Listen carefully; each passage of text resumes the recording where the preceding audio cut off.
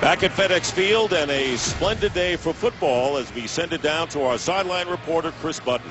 Dick, as you guys mentioned earlier, Reggie Bush is out after taking a helmet to the knee last week. So based on pregame warmups, you can expect the Lions to go running back by committee. That includes Michael LaShore, Joique Bell, and Theo Riddick. But they did get some good news back on the injury front. Defensive tackle Nick Fairley will play today. He sat out last week against Arizona with a right shoulder injury. All right, Chris, thank you very much. The Lions have won the toss, and they'll get the ball first. John Potter will be kicking off for the Redskins, so he'll be doing the kicking off work as well as the place kicking.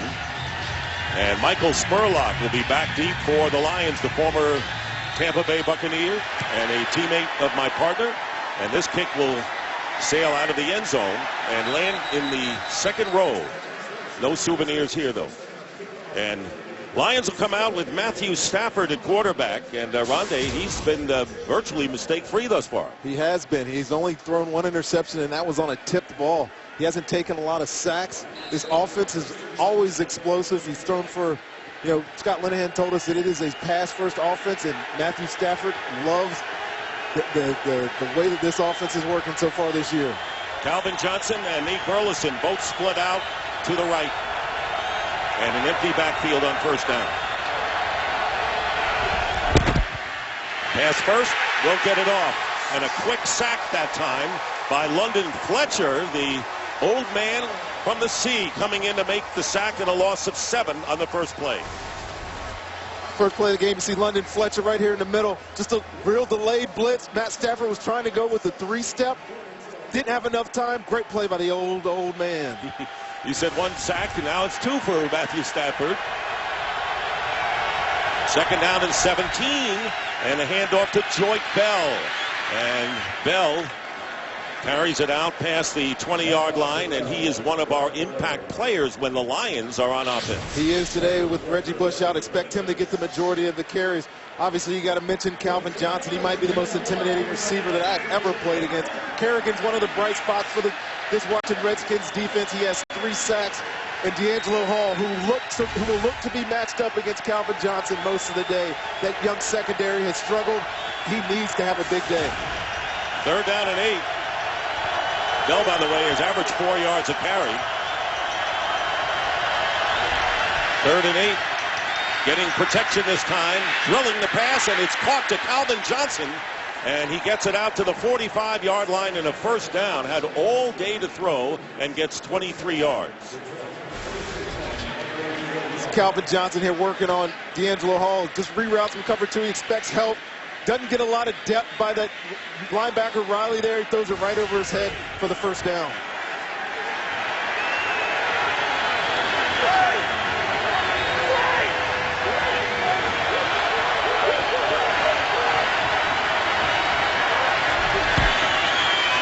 Here's Bell off the left side, and Bell gets a couple.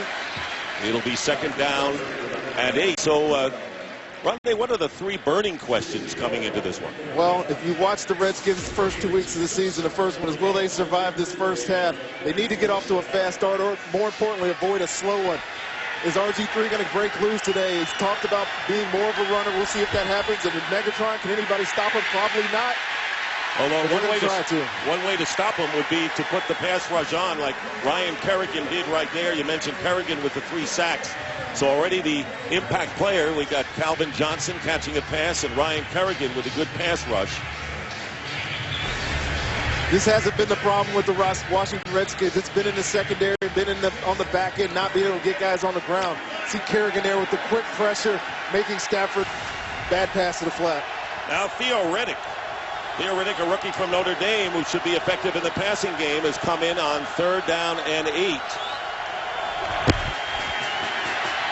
And the pass up the middle is incomplete.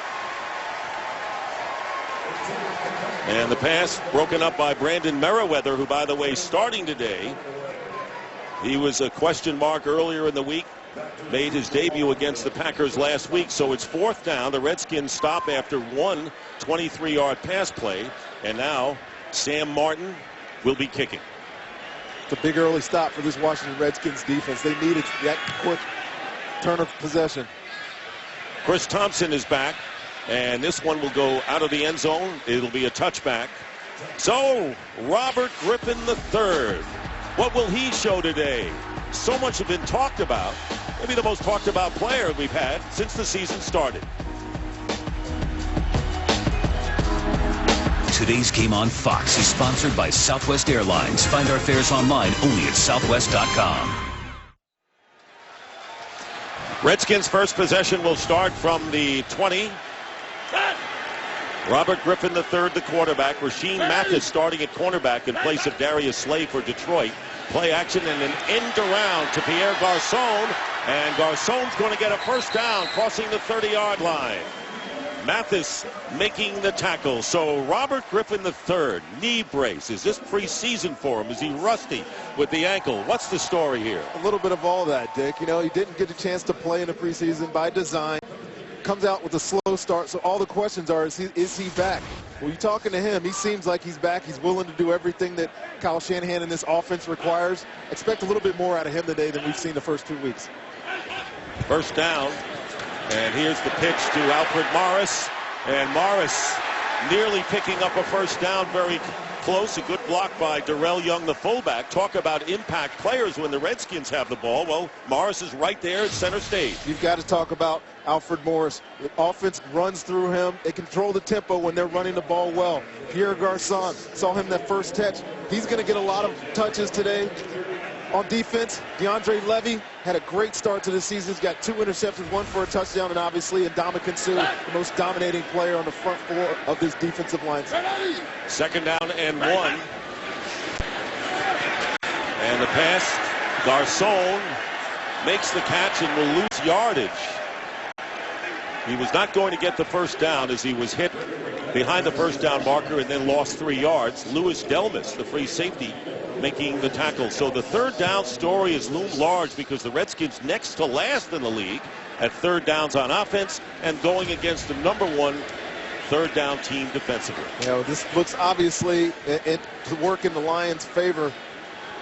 Redskins have been struggling both on offense and defense on third downs. They get an opportunity here for 3rd and 4, see if they can convert early in this football game. Roy Hello Jr. is in the game as a receiver out of the backfield. Here's Robert Griffin, and he completes the pass to Leonard Hankerson, who has been bothered by a ham and hip injury, but he gets the first down at the 41. The Redskins move the chains. I tell you, Robert Griffin looks all right getting out of the pocket right here. Just a sprint, quick pass out to Hankerson. Chris Houston's off of him a little bit.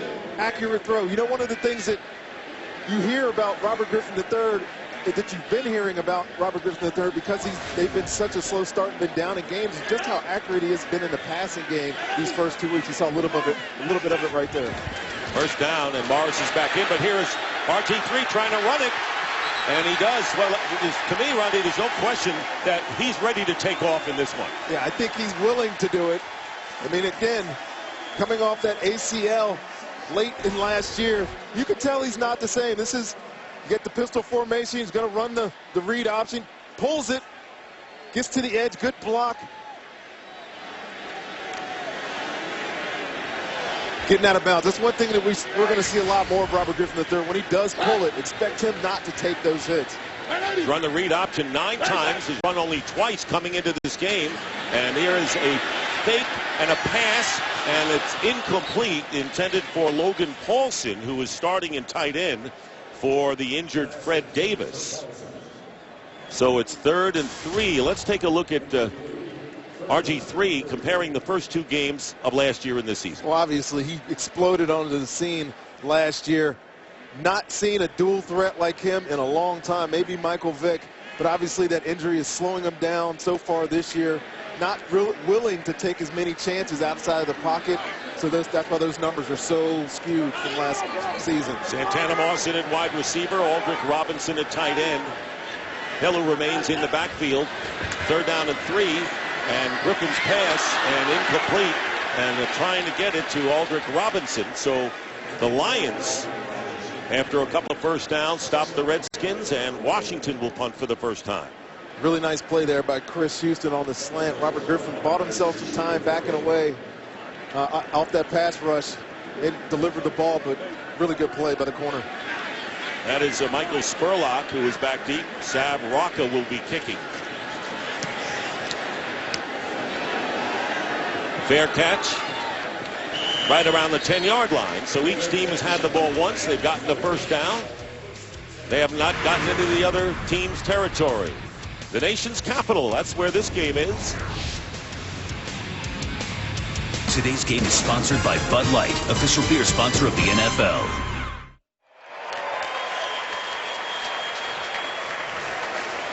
Lions head coach Jim Schwartz took over in 09, got in the wild card in 11, and then slipped to 4 wins last year at the 10-6 record in 2011. I think a lot of people were disappointed in this Detroit Lions team last year. All that talent, great quarterback, unbelievable wide receiver, and to only have 4 wins was definitely disappointing. From the 9-yard line, here's the slant, and it's intercepted by D'Angelo Hall. Hall will score for the Redskins, a defensive touchdown.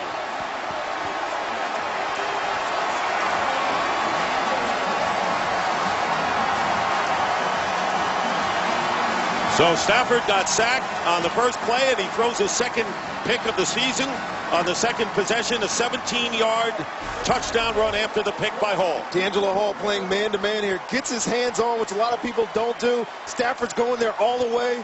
Because he held him up at the line of scrimmage, he was there to make the play, and nifty running for a touchdown for the Washington Redskins. The type of play that this Redskins defense definitely needed to get off to a much faster start than they have the first 2 weeks of the season. No question, Rondé. And the first interception of the season for the Redskins, John Potter, who's doing the place kicking as well as kicking off, adds the extra point, and so the Redskins have now matched the number of points they've scored in the first half of the first 2 games. They're leading 7-0. This game is sponsored by the 2013 Ford F-150 with EcoBoost. By KFC, the official sponsor of Couchgating. KFC plus football equals Couchgating. And by Gatorade. Gatorade knows it all begins within. Win from within. The Redskins take an early 7-0 lead. D'Angelo Hall with his 4th career interception return for a touchdown. And so both first half touchdowns so far for the Redskins this year have come on defensive scores. Here's Michael Spurlock running it out from a yard in the end zone, and he is hit and hit hard shy of the 15-yard line by Brian Keel. Well, a great start for the Redskins, and Mike Shanahan, who seemed kind of confident when we talked with him yesterday. He seemed as confident as you could possibly be for a team that's 0-2. He said this week of practice was a little more difficult, definitely more attention to detail, and certainly with a lot more urgency. And it showed so far early in this football game. And an injured Redskin is the rookie safety Bakari Rambo.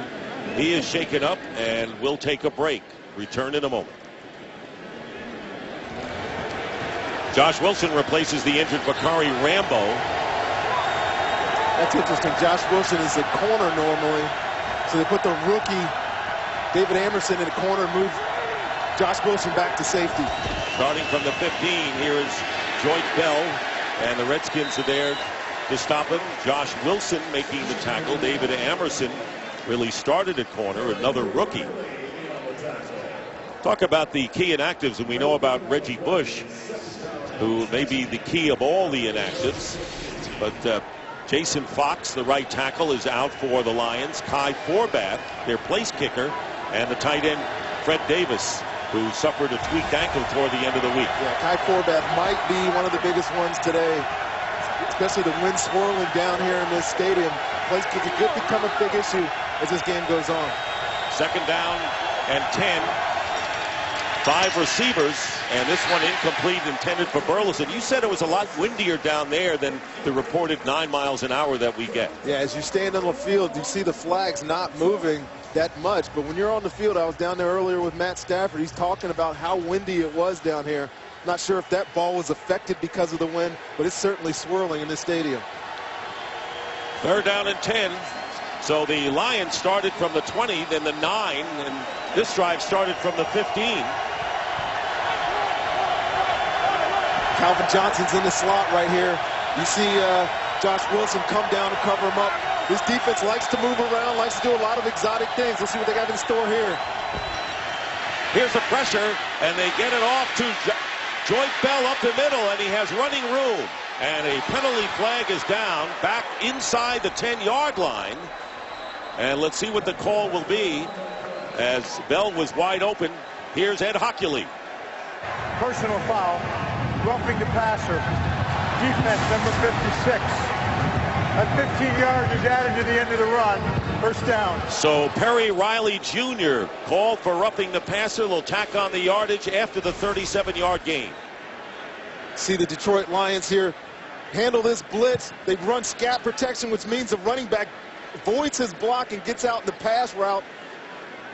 You see Perry Riley here with the late hit. It's kind of a sketchy late hit, but he did go high, and that's usually going to get a flag in today's NFL. You know, coming in, Joyce Bell was the second leading receiver along with Calvin Johnson, so they like to go to him, and that was the middle screen. So the ball on the Redskins 33 as a result of the 37 yards plus the 15 tacked on. And here is Bell, and he's going to be tripped up, and London Fletcher with a loss of 2 for a game break. Let's check in now with Kurt Menefee. Keep your eye on the bottom of the screen. Des Bryant for the Cowboys. You think he got a little push off against the Rams there? Touchdown from Tony Romo, 7-0. Dallas with the lead in the first quarter. Dick, you might want to cover Rondé Barber's eyes for that.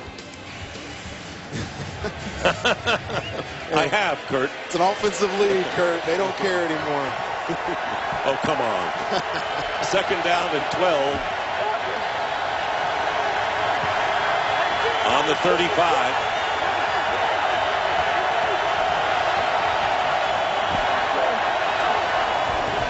Here comes the pressure. It's picked up this time. And the pass caught by Burleson, and he's knocked out of bounds by Hall. So Nate Burleson, and you've been talking all weekend about Nate Burleson and how much you respect this guy. Yeah, he's the guy that doesn't get a lot of the headlines or a lot of the press, obviously because of the number of playmakers that they have on Detroit. But Nate Burleson, I've played against him many times. He's savvy. He knows what's going on in the slot. Look for him to be a comfort level for Matt Stafford today with Reggie Bush out as another option. Emerson is covering him. E.J. Biggers, your former teammate at Tampa Bay, is in as a nickelback. Yeah, you see this, all these guys up on the line of scrimmage again for the Washington Redskins showing blitz. You see, they might pop out of this and play zone. No. Flag goes down, and the pass, double coverage, and intended for Calvin Johnson, and Brandon Merriweather got a hand on it, but a flag is thrown right around where the quarterback was. Holding. Defense, number 59. Interior line blocking. It's a 5-yard penalty and an automatic first down. So 2 major penalties against the Redskins defense. This one against London Fletcher. Watch London Fletcher come up to the line of scrimmage. I believe he's right in the middle. He grabs Raiola so the blitz can get through. And that is that's a questionable call again. But if they can see the back of his jerseys, if that back judge can see the back of that center's jersey getting pulled, they're going to call it. And he was obviously trying to free up a lane there for the blitz. So a first down on the 24.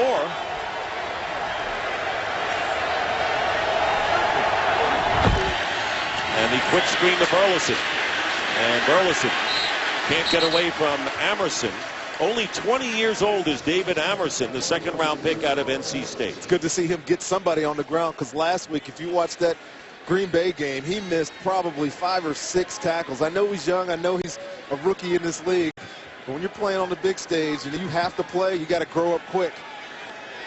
Well, they got Merriweather back and Hall, the veteran, but Amerson's a rookie, and so is Rambo, who was shaken up and taken out.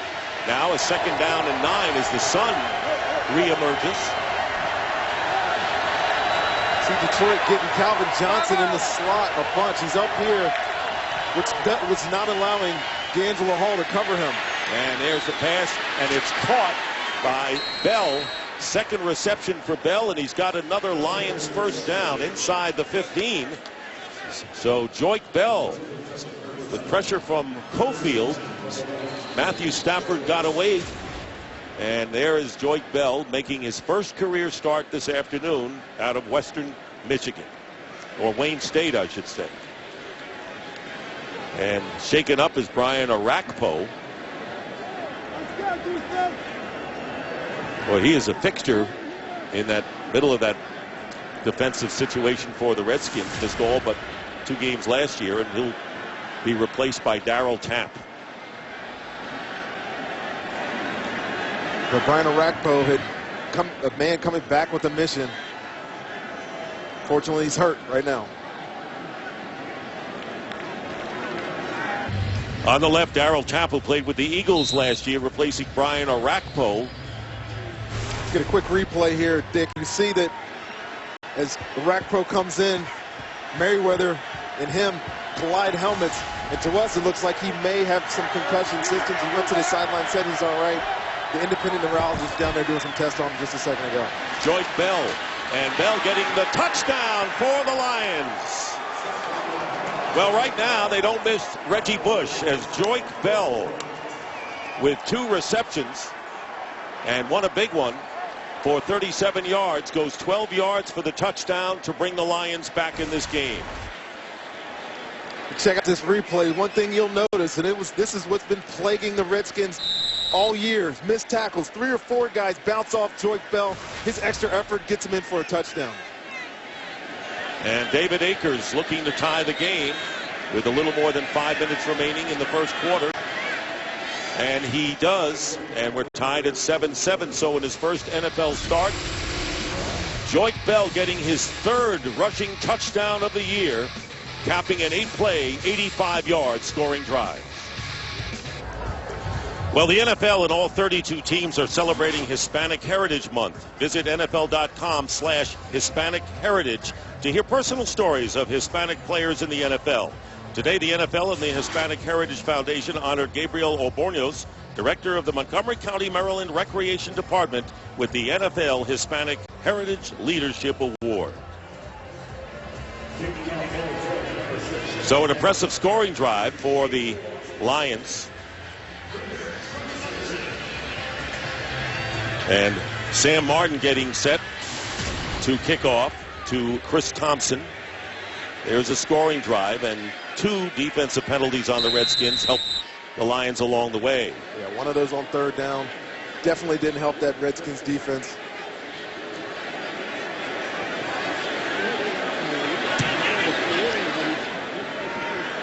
And this pick returned by Thompson, rookie from Florida State. Penalty flag is down. And Thompson is down just beyond the 15. Ed Hockley.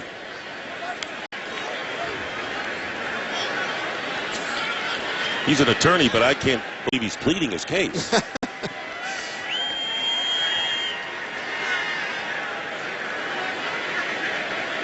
Illegal formation by the kicking team. Number 36 was lined up behind the 30-yard line. That is a 5-yard penalty. Re-kick. Special teams coordinator Keith Burns electing to have this re-kick. This is such an obscure penalty. The penalties have obviously been a problem for Detroit. This is an obscure penalty. Last year, I remember when this came into effect, wondering how many times this was going to come up, that guys lined up behind the 30-yard line because they moved the kicker. Before, you could get as big of a running start as you wanted, but right. Now everybody has to be inside that 5-yard restraining line. So DeJon Gomes, or Jonte Green, I should say, and guilty party there. So Chris Thompson again back. First Lions penalty of the game, though. It's been a big major problem for them. So Sam Martin, rookie from Appalachian State, will kick off again. There's that formation that the Lions have, all huddled to the left.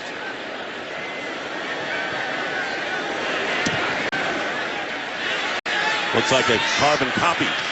Thompson runs it out from the same spot. Gets tripped up and down prior to getting to the 20-yard line. Well, Robert Griffin III will come out again, and let's go back and review. Let's go back to December 9th, 2012. Suffered the left knee injury against the Ravens, and then re-injured the knee in the wild card game against the Seahawks. Suffered a torn ACL and LCL, had surgery, and then in July cleared to practice but was held out of all the preseason games and played week 1 against Philadelphia. and had 329 yards passing. But a lot of those passing yards, that's deceptive. They were way behind, and they happened when it didn't really mean much. Yeah, his numbers have been good, but the rhythm of this offense has not been early in football games. All right, here is Alfred Morris, and the Lions well aware of him. And Levy stops him after a gain of 1. The story on Orakpo is that he has an injury to his head, and that is the report from downstairs, questionable as to his return. 2nd down and 9.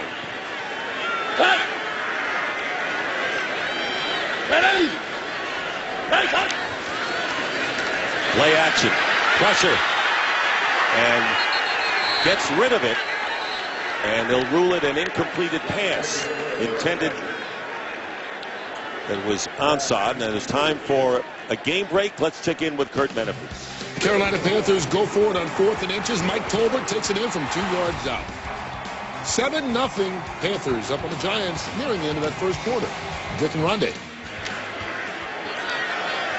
Interesting game there with both those teams 0-2. Yep, I don't think anybody expected to be 0-2. Carolina lost a heartbreak last week. We had their game in Buffalo. It's going to be a good one. So 3rd down, and here is Santana Moss. And Moss is going to be hit and stopped about 5 yards shy of the 1st down. So once again, the Lions do a great job on 3rd down, and the Redskins don't. And Orakpo coming out of the locker room. You got to assume that he's coming out of the concussion area there. They had the independent neurologist. And going back in. Right back in. This is new this year with the independent guy having to test a guy that they suspect might have a concussion. Rocca to Spurlock, who backpedals to the 15. Spurlock looking for running room. Flag is down. Normally that means a penalty against the return team, the Lions, an illegal block in the back. 60-yard punt that time by Rocca.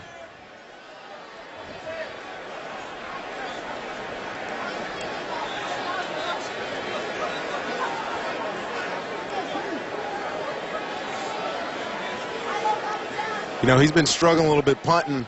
He had one of the lower averages last week, but that one caught that wind, Dick. Just sailed. There were 2 fouls by the receiving team during the kick. Correction, illegal block in the back, number 50, that penalty is declined. There was also holding during the kick by number 52. That penalty is accepted and enforced from where the punt was caught. Detroit keeps the ball, 1st down. So they accept the holding penalty against Rocky McIntosh. And the Lions will have the ball. 7-7. Well, today on Fox, it's the series premiere of Being Mike Tyson. The show critics are calling brutally honest and the most revealing portrait of Tyson yet. If you think you know him, well, think again. Being Mike Tyson premieres today following football on Fox, with new episodes Tuesday on Fox Sports 1. Orakpo, who went back in to the concussion area, now back on the sidelines. 1st down for the Lions. Play action inside the 5, and pass is caught by Calvin Johnson. Hit immediately by D'Angelo Hall, and the 500th catch in the brilliant career of Calvin Johnson. And went over 8,000 yards with that catch earlier in the game. 2nd player in team history. The only other one, of course, Herman Moore, who went to your school. My alma mater, yeah. That is so impressive by Calvin Johnson. He's pretty much unstoppable. You see D'Angelo Hall follow him across the field now. He's off on that last coverage. If you play off coverage on Calvin Johnson, it's pretty easy pitch and catch. From the 26, here's Joyce Bell, having a terrific 1st half, and he carries it out close to the 30.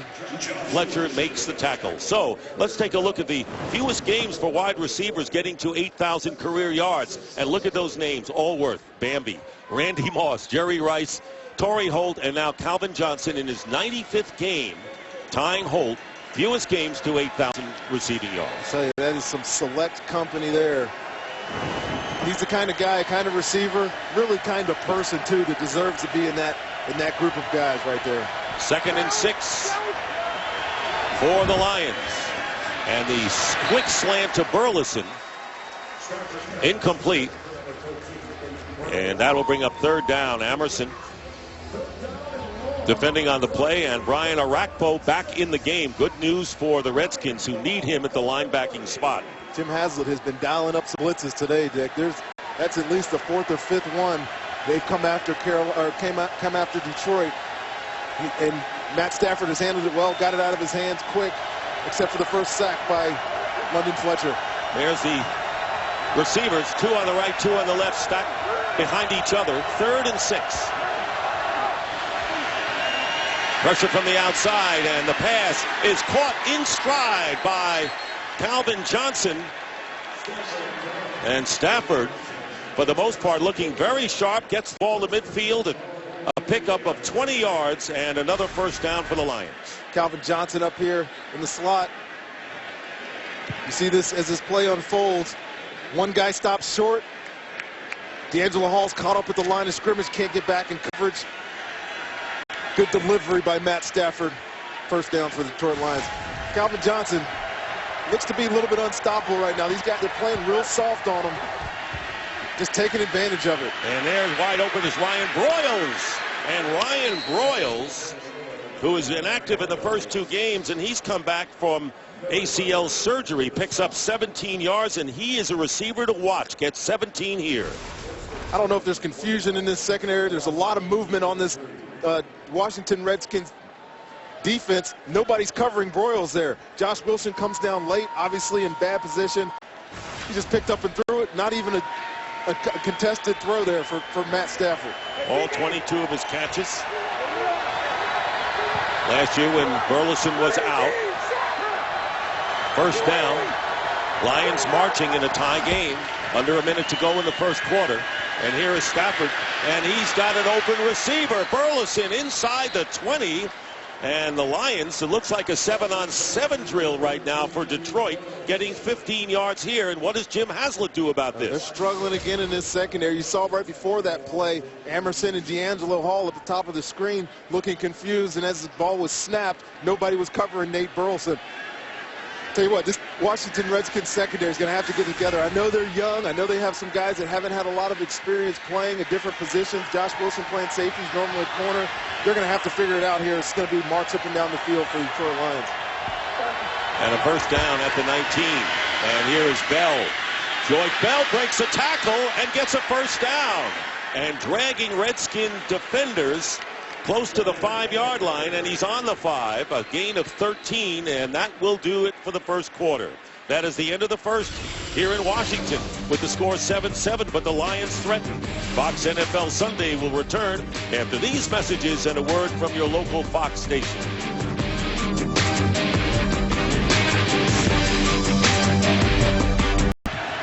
Start of the second quarter, deja vu for the Redskins, at least for the first quarter, being outgained by a tremendous margin. 7-7 though, and first and goal for Detroit. And here is the swing pass, trying to get it to Bell, incomplete.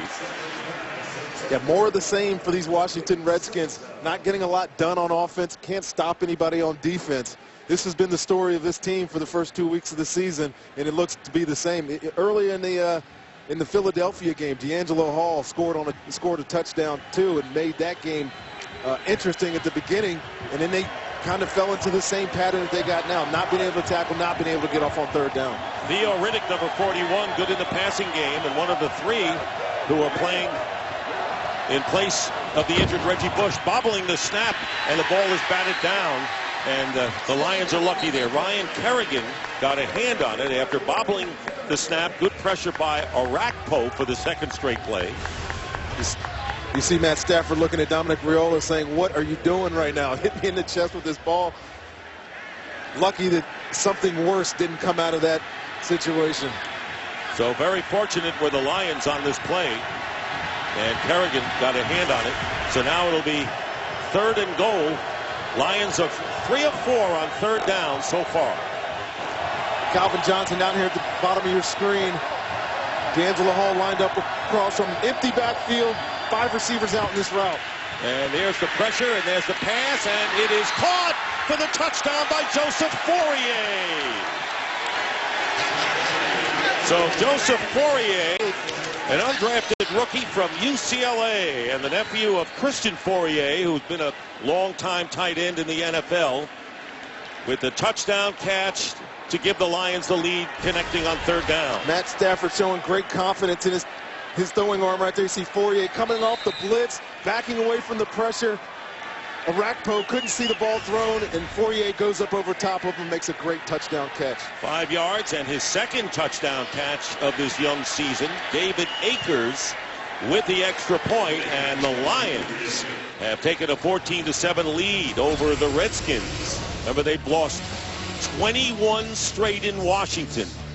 Never won a road game here, and they're up. This game on Fox is sponsored by Windows Phone. Meet the new Windows Phone, the smartphone reinvented around you. By Lowe's. Lowe's, never stop improving. And by the U.S. Postal Service. Lions have taken a 14-7 lead.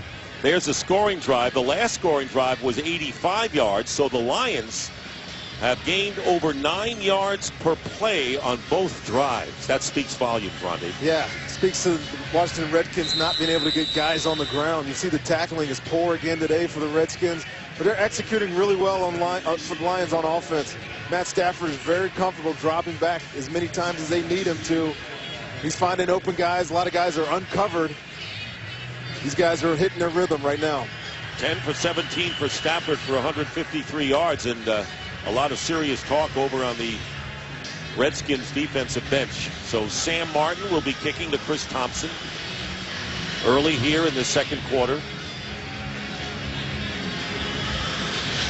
You're right about the defensive touchdown by Hall, as you see Thompson.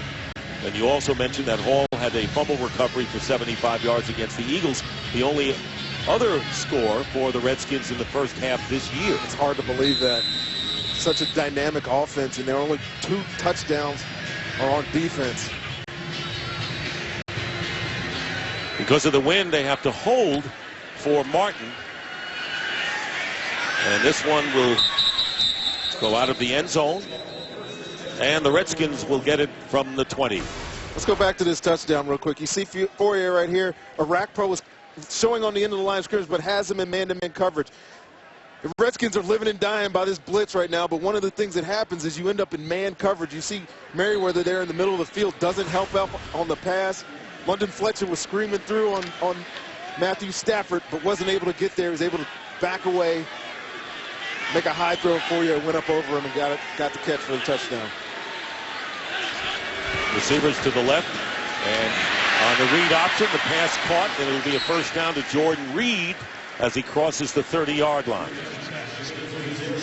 Nice little pop pass right there off of the read option.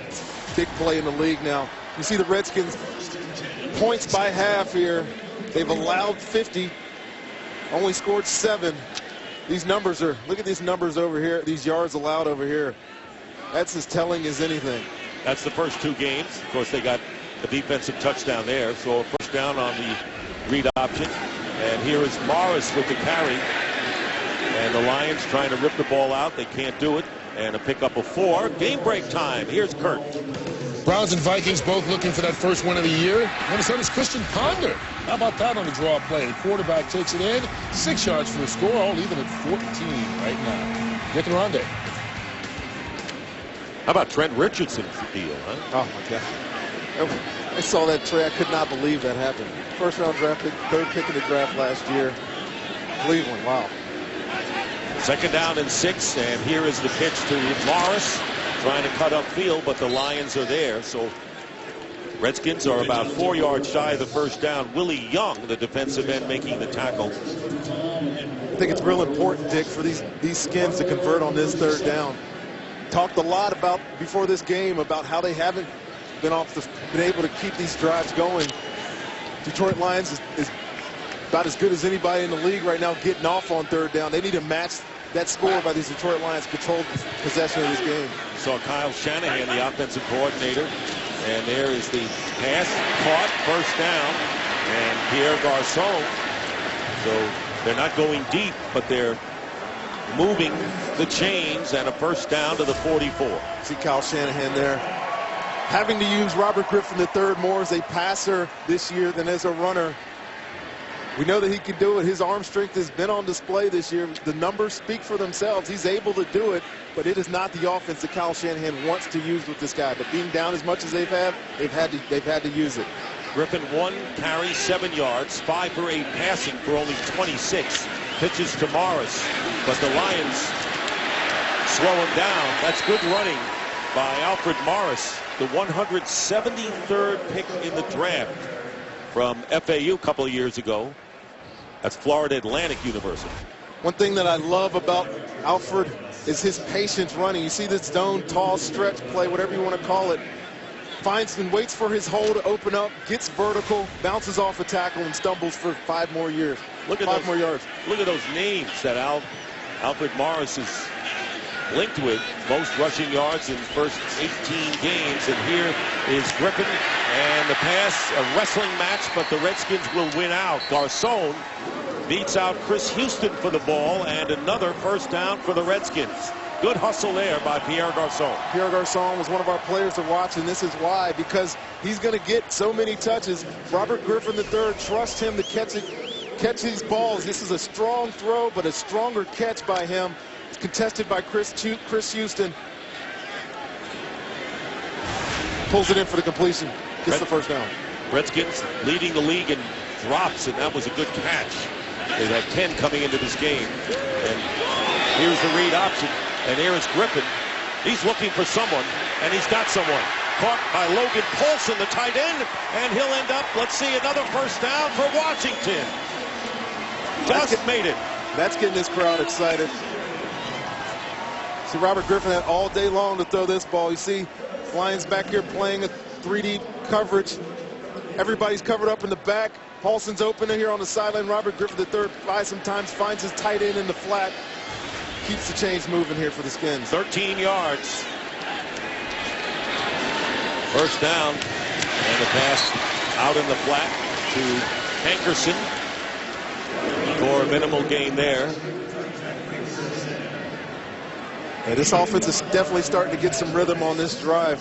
You know, one of the things that has plagued them, we talked about third downs, but what they did so well last year was convert on first and second down, have positive plays on first and second down. Robert Griffin III, Alfred Morris keeping the chains going before they even got to third down. They got 5 yards on that play, and that's a good first down play. And here is Morris. Morris, first down, hard to bring down, and Morris getting to the 15-yard line, getting 10 yards, and Glover Quinn, the former Houston Texan, makes the tackle. Redskins moving. Unique play right here. It's a toss, but it's a counter. He's coming back all the way. See him get in the open field. Rasheed Mathis can't get him on the ground. Great footwork, using those shoulders. He is a great running back, Dick. I promise there's not many young guys that have come in and had an effect like he has. And we have a penalty for an illegal formation against the Redskins, and that will bring it back to the 30. By the way, the penalties, problems this year have affected not only the Lions, but the Redskins as well. I missed that one. There must have been a covered up receiver on the end of the line of scrimmage. That looked like just another mistake for this Washington Redskins offense. And a timeout call by Washington with 9:41 remaining in the first half. First timeout of the game, with Mike Shanahan's club trailing by 7. Redskins calling their first timeout. Look back at that penalty, Dick. We pull it up here. You see the 5 interior linemen. You got a tight end on the line of scrimmage, tight end line of scrimmage, but you also have Pierre Garcon on the line of scrimmage up there. That's 8. You can only have 7. You have to cover it up tight end. That's where the penalty came from. Griffin, by the way, on this drive is 5 for 5 for 44 yards. The rushing yards in this game are even, and it's the Lions who have the big edge via the air. Second down and 10 on the 30.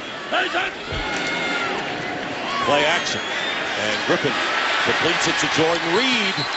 Reed got the most snaps of any tight end last week, and of course Fred Davis inactive today, and Glover Quinn making the stop, but not before an 11-yard pickup and another Redskin first down. You see Jordan Reed, the rookie out of the University of Florida. Robert Griffin with the boot. fakes it to Alfred Morris, pulls out to his left, and that's one thing that Robert Griffin can do better than a lot of these quarterbacks in the league is boot either direction. He's comfortable throwing on his left as he is on his right. Saw it right there. Easy completion to Jordan Reed for the first down. And Mike Shanahan likened Jordan Reed to Shannon Sharp. That's pretty high company right there. That's pretty good company to be in. First down and rolling out, being chased and getting rid of it. And the pass picked off.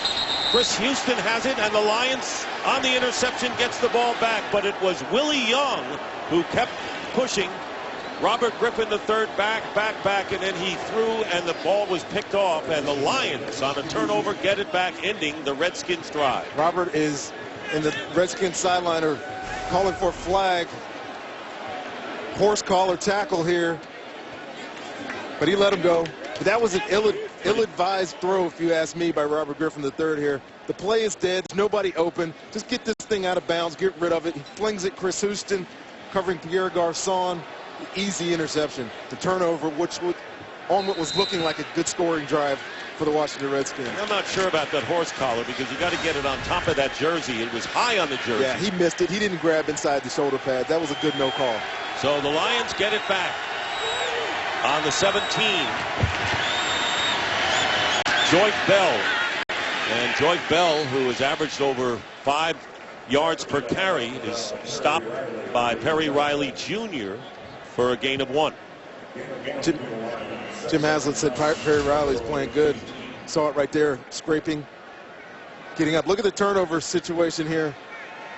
Last season they had the fewest in the NFL with only 14. This season already they have 5. That's the 4th pick for Robert Griffin III. And Theo Riddick, rookie from Notre Dame, out of the backfield. Empty backfield set again for Detroit. 2nd down and 9. And the pass is thrown low to Riddick, and it's caught. So Riddick, who's been good in the passing game, and along with Riddick and Michael LaSure, who we haven't seen, Joyce Bell has seen a lot of action and produced. The Lions trying to make up for the loss of Reggie Bush out with the knee injury today. It'll be 3rd down and 1. Scott Linehan likes what Theo Riddick can do. He's more or less a contingency plan for Reggie Bush. Him being out today, you'll see a lot of those same plays that Reggie ran the first 2 weeks run by little 41, Theo Riddick. You saw Bush and Bell on the sideline, and there is a fake pitch and big pressure. The pass is caught by Scheffler, but he's not going to get to the first down. Ryan Kerrigan, who's had an outstanding year for the Redskins at outside linebacker with 3 sacks. You saw him make a tip on a pass earlier. 1-yard loss on this play. The key to this for Ryan Kerrigan is to do his job, be patient. See him not going with the toss fake in the other side. His responsibility was the flat. He was there when they needed to. Good tackle, get off the field for the Redskins on 3rd down. And the Redskins are not burned by the turnover as Sam Martin kicks it to Chris Thompson. Good high kick, and here's Thompson going to work. A Lion has lost his helmet, but not where the action is. And Thompson is tackled at the 27 by Josh Wendeling. Today's game is sponsored by Chevrolet. Check out the all-new Chevy Silverado at the Silverado versus All event. After last week's stunning showdown between 2 of the house's top fighters, the tension between Team Rousey and Team Tate spills over into the locker room in what's being called the new best rivalry in sports. Don't miss an all-new episode of The Ultimate Fighter this Wednesday on Fox Sports 1. So the Redskins survive the interception and have the ball 1st down. Play action for Robert Griffin III, and pass is complete, and getting away from a defender is Aldrick Robinson. He got 10 more yards after a missed tackle, and we have flags back.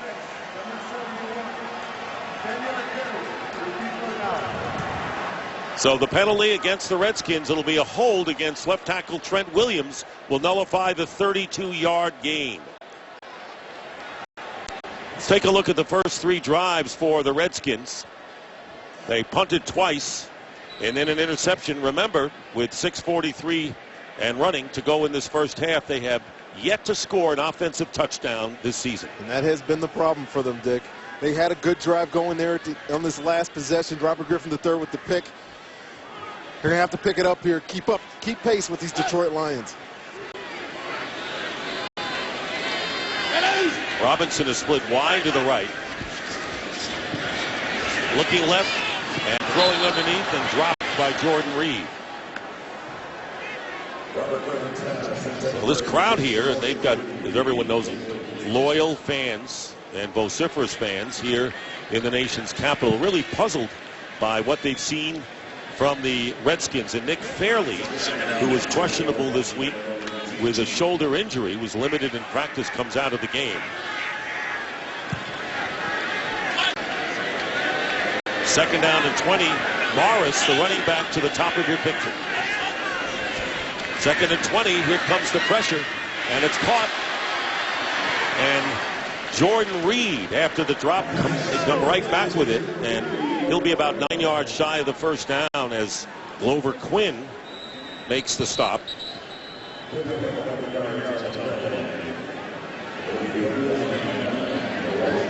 And it'll be third down and 9. Player injured is Jason Jones of the Lions. Tragedy struck our nation's capital. 12 people lost their lives at the hands of a lone gunman at the Washington Navy Yard. And today, the victims of that senseless act were remembered with a moment of silence. And for more, here's Chris Button. Dick, that tragedy at the Navy Yard hit close to home for Redskins wide receiver Josh Morgan. His mom actually worked in the same building where the shootings happened, and because of all the commotion and the security issues, it took 8 hours before he was finally able to get in touch with his mom. The good news, though, she was not injured in that tragedy. Thank you, Chris, and the thoughts and prayers of the entire Fox family go out to those affected by this tragedy. And Jason Jones will be taken off on the cart, and Israel Adonijah will replace him. That's a big injury for Detroit. Not sure what happened on the play, but as you watch the film of these Detroit Lions, Jason Jones has been very active inside. He's playing left defensive end down here. See if we can see what the injury is. Working against left tackle Tyler Columbus. It's just knee just gives out. Not sure what the issue is. We'll get a report on him a little bit later. Third down and 8 for the Redskins. Roy Hellu Jr., number 29. Receiver out of the backfield to the right of RG3. And jumping offside is Willie Young. So that'll make it 3rd and 3. Neutral zone infraction, defense, number 79. 5-yard penalty. It's third down. And that makes a big difference when you're having trouble converting third downs, being only 3 in this situation. Nice use of the hard count by Robert Griffin III. Gets Willie Young to come offside. You see the defensive or the offensive tackle react. Neutral zone infraction. Yes, 3rd and 3. Stating the obvious is much more manageable than 3rd and 8.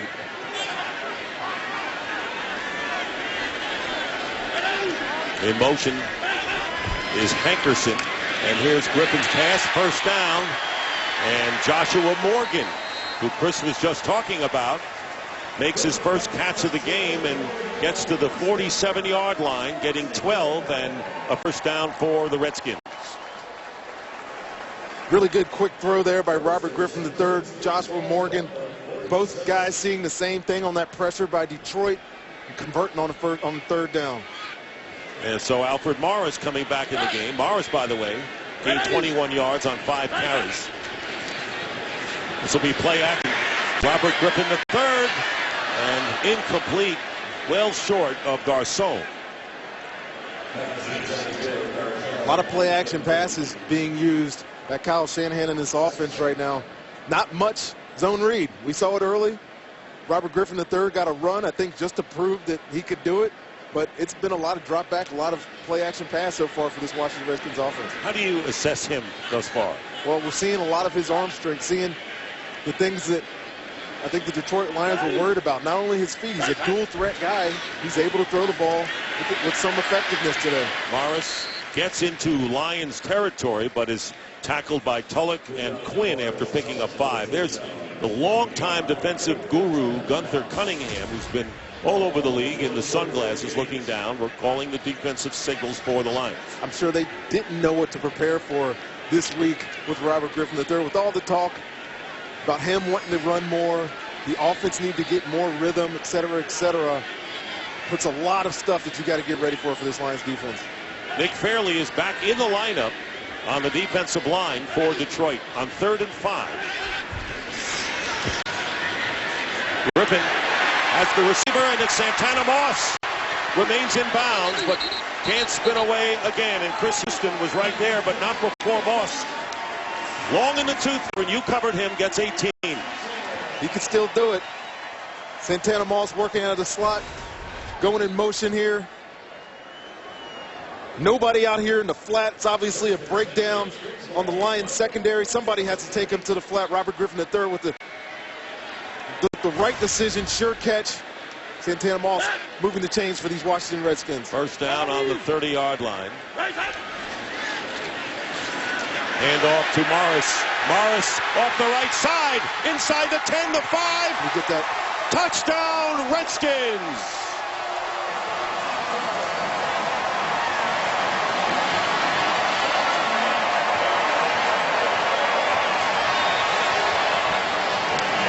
The first offensive touchdown of the season in the first half for the Redskins. A 30-yard run and a beauty by Alfred Morris off the right side. A lot of credit to Alfred Morris there, bouncing that ball outside. We'll see later on the replay.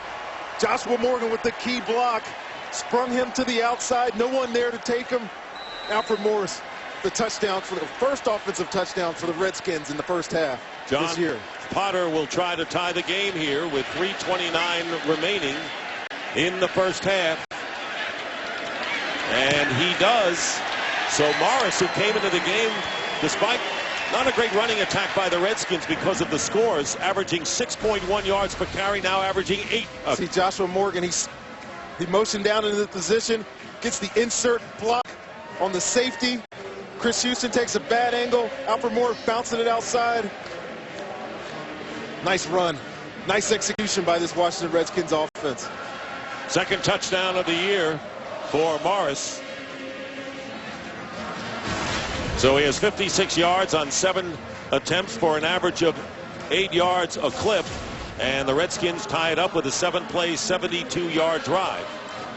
Dick, that's exactly what these Skins need. They were driving the series before, had the turnover, tied this game back up with the Detroit Lions. You know, they've been so slow to start this year. You were starting to wonder, I was starting to wonder there, if it was going to be more of the same.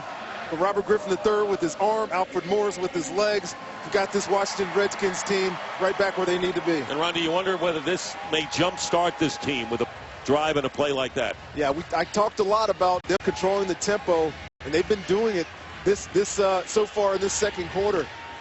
Slow first quarter, dominated in yards by Detroit. But these last 2 drives have shown me something with these Washington Redskins. Maybe they are getting back on track. Potter kicking off the Spurlock and way out of the end zone. Well, you've heard about them, you've read about them, and now's your chance to see Jay and Dan from Fox Sports Live do highlights like only they can. Stay tuned right here on Fox to see Jay and Dan on the postgame show, and tune in tonight at 11 to Fox Sports 1 to see Jay and Dan cover all the news from the world of sports on Fox Sports Live. And when we say they do it with a different kind of style, we're not doing it because people ask us to. We believe it, and they are. They are doing it because they enjoy it, and if you watch them, you will enjoy it too. Different kind of sports coverage, I tell you that. It's fun to watch. Theo Riddick is in the backfield. He's normally the receiver, 1st and 10 from the 20. And the handoff is to Riddick, and he gets a couple of yards. And let's check in with Chris Button. We saw Jason Jones get carted off a few minutes ago from the team. Officially, it is a knee injury, and he is questionable. All right, thank you very much, Chris. And Rondi explained how critical he was in the defensive line. He was replaced by Willie Young. Meanwhile, 2nd down and 8 for Matthew Stafford. Riddick coming out here in the slot. Another empty formation for Matthew Stafford. It's been all quick throws so far. And again, and it's caught in stride. And it was Calvin Johnson with his 4th reception of this first half. Merriweather covering on the play and a gain of 13. Merriweather and Josh Wilson closing down on that. Josh Wilson was in man-to-man coverage there. Coach Jen Haslett is continuing to dial up these blitzes and has put her secondary in all these one-on-one situations. And Calvin Johnson, so far today with 74 yards, is feasting on them. It's a secondary with Amerson, a rookie, but a couple of veterans in Hall and Merriweather. 1st down, and the flip is to Riddick. Trapped and brought down. Good defensive play by Brian Orakpo, who was shaken up earlier with a head injury, came back, and he stops Riddick for a loss of 4. Oh, that was a great play by Brian Orakpo, fighting through the block of Scheffler. Tackle for loss. 2-minute warning here at FedEx Field. We're all tied at 14. Today's game is sponsored by Visa, proud sponsor of the NFL. Visa, turning football fantasies into reality.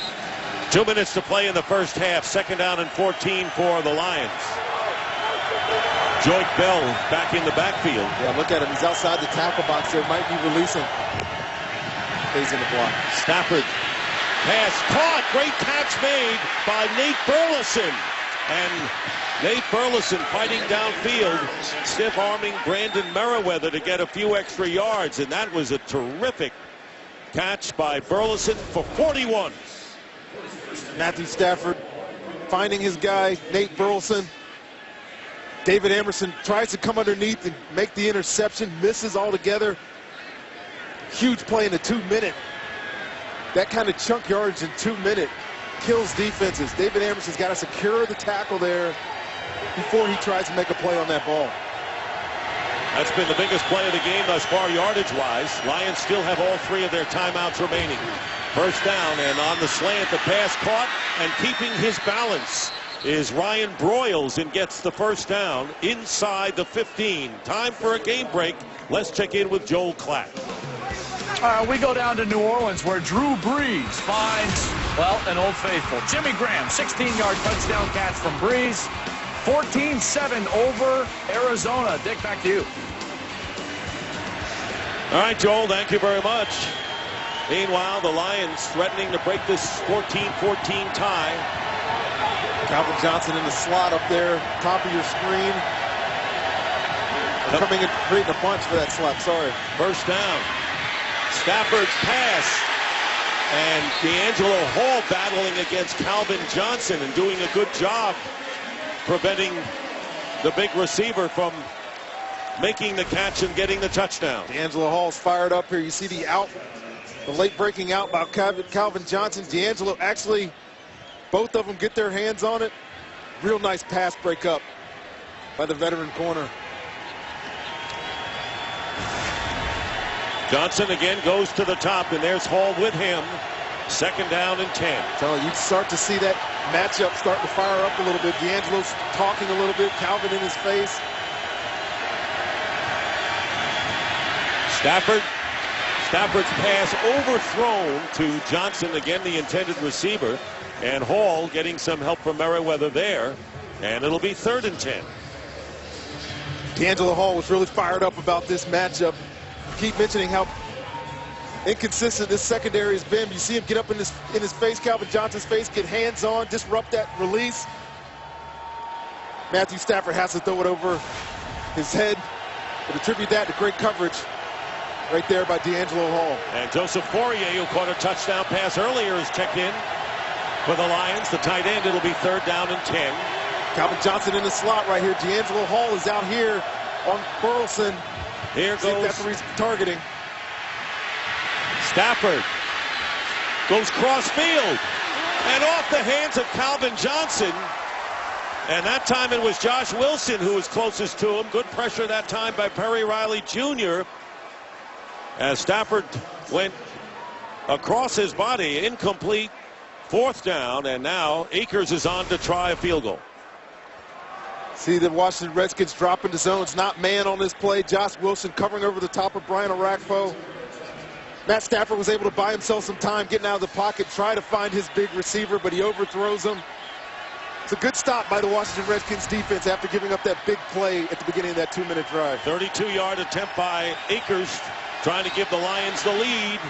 And David Akers' kick is good. So Akers, who made his NFL debut 15 years ago Friday with the Washington Redskins, gives the Lions the lead 17-14.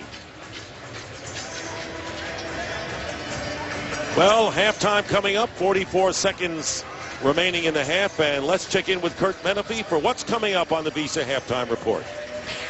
Coming up on the Visa Halftime, those guys will fill those seats as we talk about a busy week 3 already, including Ed Reed going back to Baltimore, AP trying to lead the Vikings to their first win of the season, and Rivers already flowing for San Diego. It's on the Visa Halftime. And marching in the background, as we saw, taking their places in their seats, are our crew for our Visa Halftime Report. So getting 3 out of it, 9 plays, 66 yards. And Rondi, it looked like we are going to go to Calvin Johnson come heck or high water. Oh, I'm telling you, beginning of the show, we talked about look for a big dose of Calvin Johnson, and we've seen that today.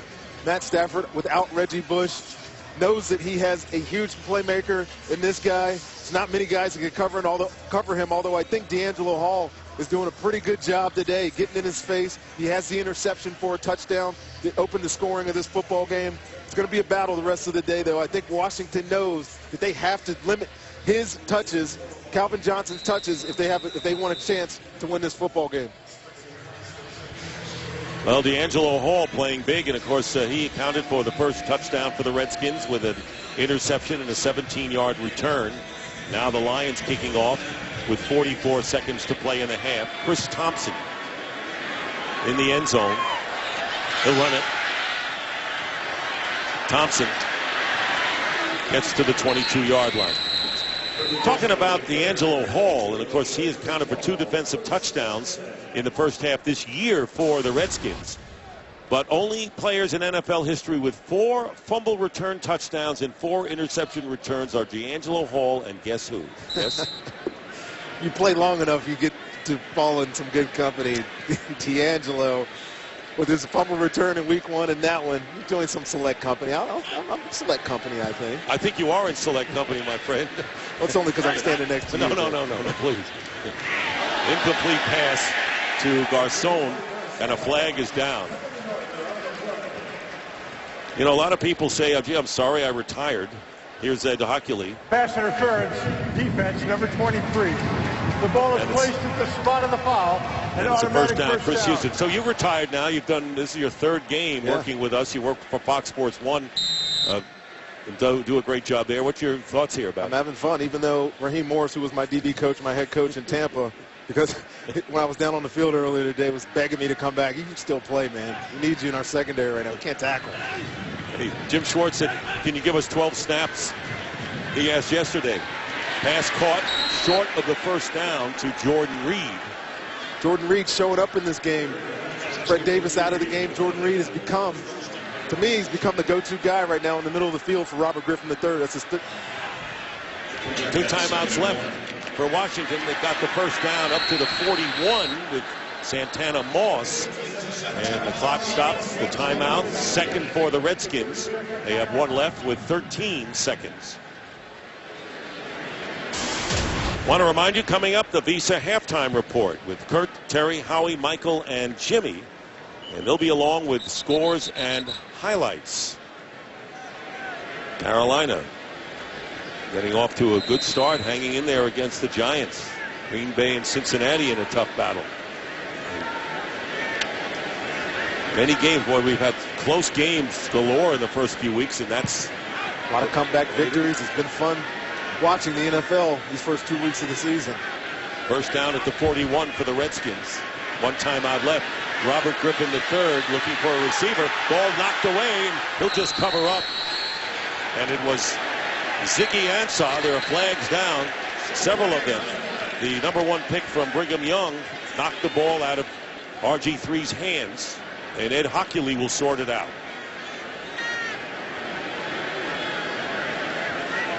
After the play was over, personal foul, unnecessary roughness, defense number 98. 15-yard penalty, automatic first down. Well, Nick Fairley with the foul after the whistle had blown.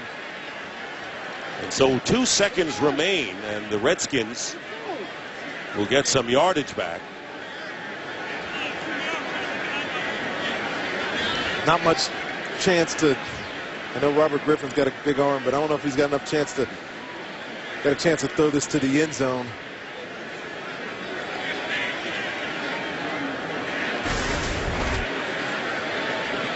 See Robert Griffin getting out of the pocket. It's the left side of the screen. Fairley peeling back on Chris Chester. The unnecessary roughness call there. I'll tell you, Ndamukong Suh has been pretty clean so far in what he has done, and now the Lions will use a timeout. It's their first timeout, and Jim Schwartz says, look, let's get over here in a hurry and decide what we're going to do with 2 seconds left.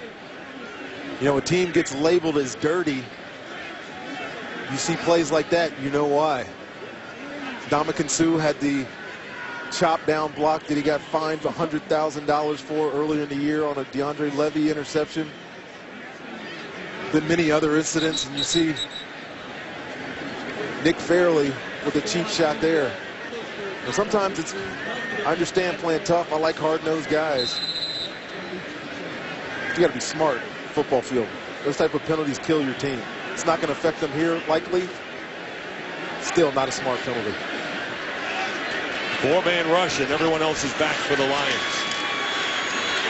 Time has run out, and flinging it downfield and out of bounds is Robert Griffin III, and that will do it. He ends up 14 of 20 for 120 yards and an interception.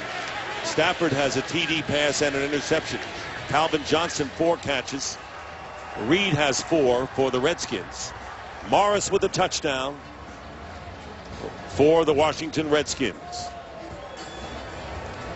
Take a look at some of the highlights of the first half. Redskins took the lead. D'Angelo Hall with the interception of Matthew Stafford's pass and ran 17 for the touchdown. Joyke Bell, who had a good first half, goes 12 for the score to tie it up for the Lions. Fourier, the tight end, with his second touchdown catch. And then Alfred Morris, the most spectacular touchdown of the game, goes 30 yards to tie the game up for the Redskins. And then Akers with the field goal with 44 seconds left in the half. And that's where we are. The Detroit Lions leading the Washington Redskins 17-14. And remember that the Lions have never beaten the Redskins in Washington. They have lost 21 consecutive games.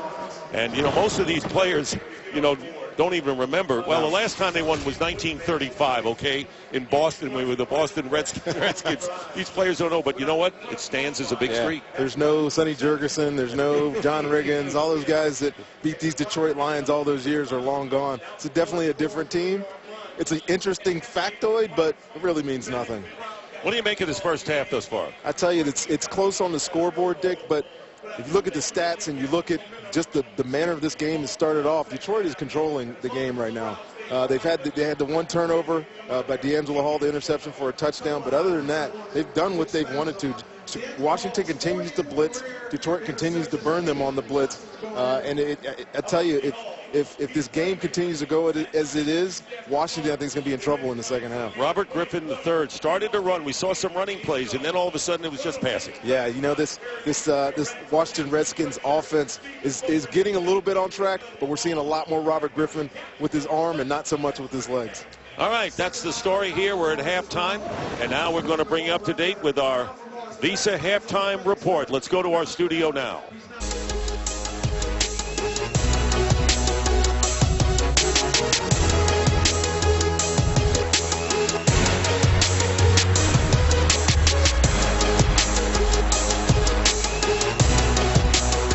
We want to remind you to follow your favorite team all season long. Go to iTunes.com/NFL. Well, we're getting ready with the skies clouding up a little bit for the third quarter, and the Redskins are going to get the ball first. What do you foresee coming up? Well, they got to get their offense going a little bit more with Robert Griffin III. Maybe run him a little bit more. They've been effective. They were effective in the second quarter. The first quarter was more anemia for them. I see them having to play better on defense too, but to me this game's going to come down to Matthew Stafford finding his guys on offense, and if Washington Redskins can tackle him, get the ball back for that offense, it could be a better game than we think. All right, let's get a report from Chris Button. Hey, Dick, Mike Shanahan was very pleased with his team's conversions on third down. That's been an issue for him. He was disappointed in those penalties, though. Those have been costly, and they need to fix that. As for the Lions, Jim Schwartz, very simple. We just had to stick with what works. All right, and at least Mike Shanahan's team, they were outscored 50-7 in the first half of the first two games, and they're only down 3 here. And Joshua Morgan is back deep now as the Redskins will go on offense, and a flag is down as the ball goes out of bounds, and so that's a big mistake. Will start at the 40. Out of bounds. The ball will be placed at the 40-yard line. Good field position for the Redskins right here as we take a look at our first half summary. Lions have outgained the Redskins. Yards significantly in the Lions' favor. Look at the passing yards, 221 to 107. The yards per play there is pretty significant. Washington Redskins have to get themselves back on track here. Jordan Reed's had a big first half. Alfred Morris has had a big first half. See if they can continue to get this thing going. And here is Griffin. And he slides. You know, earlier this week, Arcone said wearing the knee brace has got to really get in the head a little bit, not being able to run as well as Griffin III. Well, I think he feels confident that that knee is healed and everything is where it needs to be. But you can tell he's not the explosive runner that he was last year yet. That's going to take some time. I mean, that may be 2 or 3 months down the road. You know, who knows when that knee starts reacting and feeling good and he has the confidence in it to do what he did last year. But right now we're just seeing these token read option plays just to keep the Detroit Lions honest, I think. Second down and 6. And here is another read option play, and this pass is caught in Lions territory by Pierre Garçon. Big play man, and he's one of those impact players you talked about at the start of the game. Gets 27 years, and the Redskins threaten. See Pierre Garçon working against Rasheem Mathis. Runs a post, runs it out. Robert Griffin III with the play action fake out of the pistol. Triple option look in the backfield gives him time to find his favorite target for a big gainer and a first down. From the 29 of the Lions.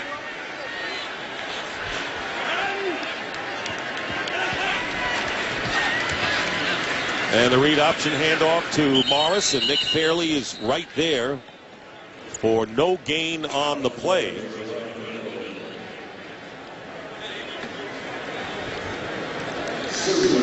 Redskins' only lead in the game was the first touchdown, and it came on the interception and the pick 6 by D'Angelo Hall. It'll be second down and 10. Redskins looking for their first win of the year, and Lions trying to win on the road to go 2-1. Second and 10, and here's Morris on the pitch. Morris nearly broke it, and it was Ziggy Ansah who tripped him up. Otherwise, he might have gotten some huge yardage, and a gain of only 4 thanks to Ansah. You'll see some initial penetration here by the Detroit Lions. It's Ndamukong Suh kind of blowing it up. Alfred Morris does a great job getting over that pile there. And if Ziggy Ansah doesn't get his hand on his leg, that was a huge gainer for the Washington Redskins, Dick. Morris still averaging nearly 7 yards a clip. Third down and 6. And here's the pressure, and the ball knocked away. It was Hankerson and Rasheem Mathis, and Mathis stuck with it.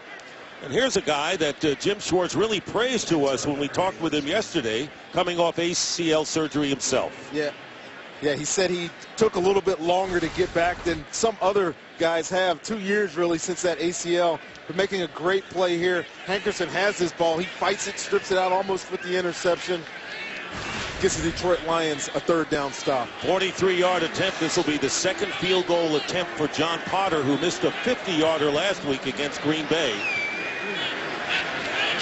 And looking to tie the game. So here is Potter, and his kick is good. So John Potter, playing for the injured Kai Forbath, who injured a groin muscle and was inactive last week, hits on the field goal that ties the game once more, this time at 17. Today's game on Fox is sponsored by Southwest Airlines. Find our fares online only at southwest.com. By Chrysler, imported from Detroit. By DirecTV. If you call yourself a sports fan, you've got to get DirecTV. And by Miller Lite. It's not just a good time, it's Miller time.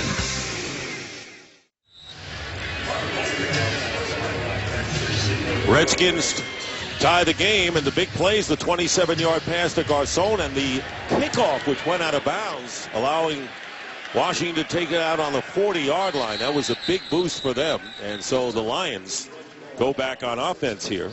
Let's take a look at the Lions offensive leaders. Matthew Stafford, and he was beating the blitz effectively early on, has completed 15 of 25 as a touchdown pass as well as an interception.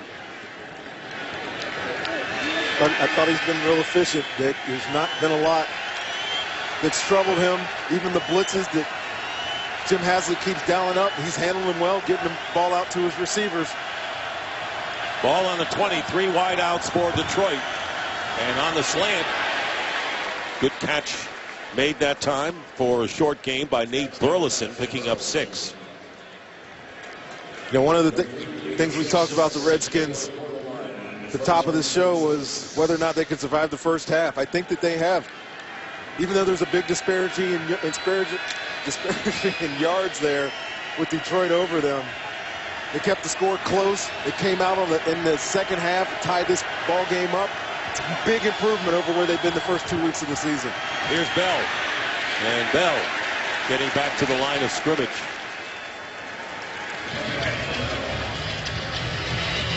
That being said, still think they could play better on defense, Dick.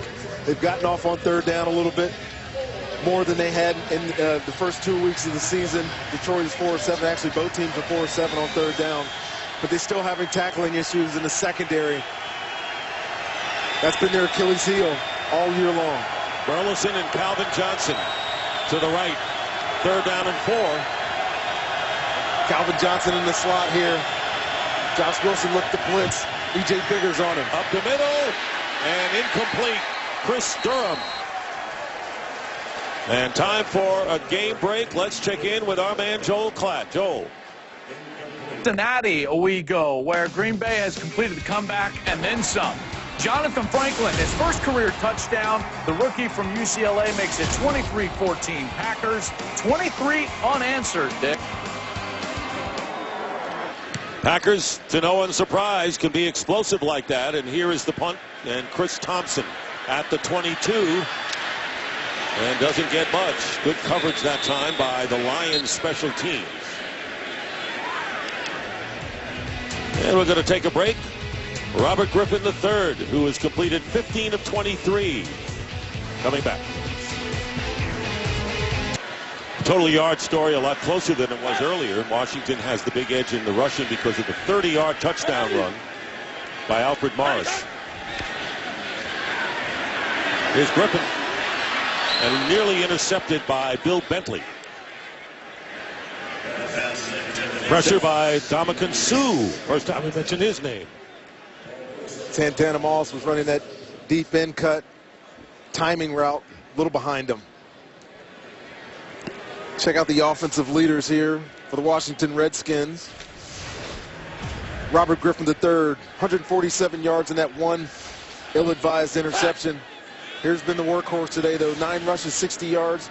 Jordan Reed, starting for the injured Fred Davis, 60 yards on 6 catches. He's been a go-to guy for the Washington Redskins. And a tackle taken and losing the helmet there was Alfred Morris. C.J. Mosley, who replaced Nick Fairley, and is called for a penalty on that play. Let's see how they rule that one. It was an obvious one, wasn't it, partner? Well, get somebody up around the helmet and rip it off. It's probably a face mask. Although it really doesn't look to be a face mask. It's just a high tackle. They might pick this flag up. Personal foul, face mask, helmet opening by the defense, number 99. That's a 15-yard penalty, first down. Well, I think they considered it, Rondi. They were talking about it. They were all conferring, and they're going to call it against Mosley. I was definitely wrong there. Pulling the helmet off is considered a face mask penalty. 15-yarder on C.J. Mosley. So that is the 6th penalty against Jim Schwartz's Lions. 51 yards. So now first down, giving the Redskins some breathing room. There is Alfred Morris, and Morris is going to be brought down by Mosley after a gain of 1. 5 minutes gone by here in the third quarter. Dick Stockton along with Rondé Barber and Chris Button. Redskins and Lions with 2nd and 9. And there you see Santana Moss leaving the game.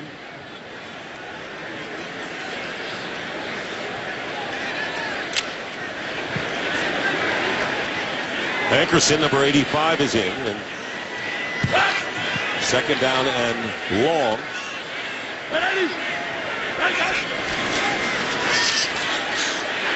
Griffin swings it out to Hankerson. And Hankerson will have a first down into Lion territory. 10-yard gain. You can see with running the ball how it affects this Washington Redskins offense. You see a nice, beautiful throw there by Robert Griffin III to Hankerson. But when you're able to run the ball effectively, it sets up that play action. In this case, it's a boot. Seen Jordan Reed catch a number of those passes. Hankerson on this one, converting for a first down for these Skins. 3rd catch for Hankerson. And into Lions territory at the 46. Fake end around, being chased is Griffin. And finally brought down. And good pursuit. Ziggy Ansah finally gets to RG3 after Ndamukong Suh put the huge pressure on. There'll be a loss of 13 yards in the 2nd sack today for the Lions. Play action has to be associated with good blocking up front. Give your quarterback some time. And Ndamukong Suh with the early quick penetration forces Robert Griffin III to run around back there, and the Detroit Lions come up with the sack. And so the pressure on RG3. He's been hurried 9 times, running for his life on that last play. Sacked twice, but the hits and the knockdowns take its toll as well. 2nd down and now 23, and the fake pitch. And here's Garcon. And Garcon is tackled by Suh. So Ndamukong Suh, kind of a quiet first half as far as his name being mentioned, and now figuring big time here in the 3rd. He's been in there. They've just been doing a good job keeping him out of the backfield. You see these last 2 plays, though, why teams fear him. Ran through Chester on that last play, forced that sack of Robert Griffin III, and a hustle play down the field on that screen to Pierre Garcon. So it's 3rd down and 18. Redskins on their own 46. They were in Lions territory. And here is Griffin, and he goes underneath. The pass is caught by Santana Moss, and he gets back into Lion territory, but about 6 yards or 5 shy of the first down. Stephen Tulloch making the tackle. So it's 4th down. And Griffin will come off the field, and the Redskins will punt. Redskins fans booing a little bit here, wanting their Skins to go for this on 4th down, but this early in the 3rd quarter, or in the 2nd half, doesn't make sense. You just pin them deep, try to win the field position battle. And trying to keep the ball within the 20. The fair catch called for by Spurlock, and good punting by Rocca there. So Matthew Stafford, who has thrown a touchdown pass, and Calvin Johnson, who has caught 4 for over 18, will be on the field. Robert Griffin Jr. over with Kyle Shanahan on the sideline in a 17-17 game. The average starting field position. The Lions starting from their 16, average no drives from better than the 20. Been backed up, good special teams play by the punter, the kicker. Everything's going out of the end zone. Hand off to Joyce Bell. And Bell carries it out to the 15. Never be without football. Get coverage of every NFL game on NFL Mobile. Call ** NFL to download it now.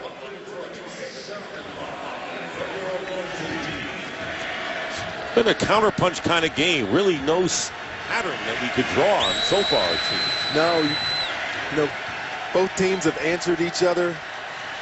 D'Angelo Hall had the early interception for a touchdown. Detroit went down and scored. It's been back and forth this entire game. Theo Riddick has come in, and he's lined up as a receiver with the empty backfield on 2nd and 5. Stafford, and holding on for the first down is Tony Scheffler. Nick Barnett all over him, and a 6-yard gain, moving the chains. This Detroit Lions offense, it's hard to describe what it is. I mean, this is obviously the formation of the day is this empty formation. 3 receivers out. Scott Linehan, I asked him what it was earlier in the week. How did you describe it? He's like, I'm not married to anything. I have a mix of everything that I've learned over my career. We've seen a variety, but nothing you could put your hands on. First down 10. It's very effective. We know that. Stafford going upfield, caught, first down by Calvin Johnson. And a gain of 12 yards for Calvin Johnson, his 6th catch. Back and forth between Calvin Johnson, D'Angelo Hall. D'Angelo Hall looking for some help inside. Matt Stafford sees him on the in-breaking route, delivers it on time. There's no way that Josh Wilson can get over there and make a play on that ball. Coming into this game, Calvin Johnson had 10 catches. He has 6 so far for 92 yards. Lions first down, nearly 5 to go in the 3rd. Joyce Bell breaks a tackle, breaks 2 tackles, and gets a first down. So we've seen the tackling woes by the Redskins defense rear its ugly head once again. And an 11-yard gain up the middle. Wilson finally brings him down. Joyce Bell just on the dive here. See the hole. Redskins were actually in an 8-man box. They had Josh Wilson, who's in at safety, down in the box, and he still gets a big gain there. Missed tackles at the point of attack. Sorry, Dick. Yep. Missed tackles at the point of attack and missed tackles in the secondary there. Attributed that. And miss Reggie Bush, too, but the Lions have hung in there without him, with Bell, who has 55 yards. Now, Riddick is in there, and this pass, trying to lead Theo Riddick, was Matthew Stafford, and the pass is incomplete. It'll be 2nd down and 10. Lions knew they were getting man coverage there. Perry Riley lined up against Theo Riddick in the slot. Short route on the outside. Lets Theo Riddick run through the middle of the field. There's no safety help. Just missed a big play there. Now they bring Joyce Bell back. He's averaged 5 yards a carry, has scored a touchdown. It'll be 2nd down and 10.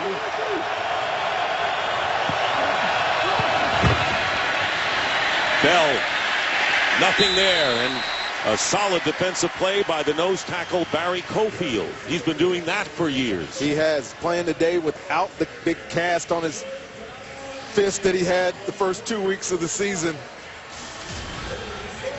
Broken right hand, and the cast, at least the fingers are exposed. Yeah, big man there, 6'4", 318. Creating havoc still. 8th year in the league here. 3rd down and 9.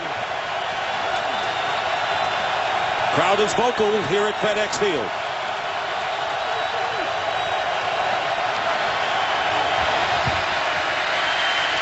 Stafford, and overthrows Calvin Johnson, and that will bring up 4th down. And for a game break, let's check in again with Joel Klatt.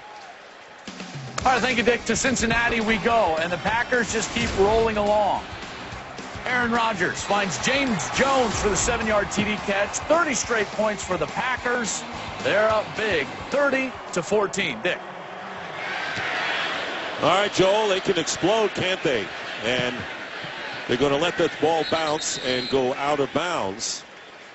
So the Redskins hold on third down, and that allows RG3 to get back into the flow in a tie game in the waning moments of this third quarter. So much talk about the read option. Here's what they've done today. 8 plays with it. You see 2 handoffs, 2 rushes by Robert Griffin III, one at the beginning of each half. 4 passes out of the read option, which a lot of people think that it's just a running formation. A lot of teams now are using it as play action pass, and you see they have 59 yards there. But Rondy, not much of a big change from what we've seen coming into this game. No, not really. You know, he's still not getting on the edge as much as he did last year. I think that's by design. I'm sure even if he hadn't been coming off this injury, they don't want to expose their quarterback like they did last year. With the new rule changes in the league, he can be hit. We saw quarterback in Seattle getting, hit every time he ran it last week. They're trying to limit his exposure. Alfred Morris picks up 2.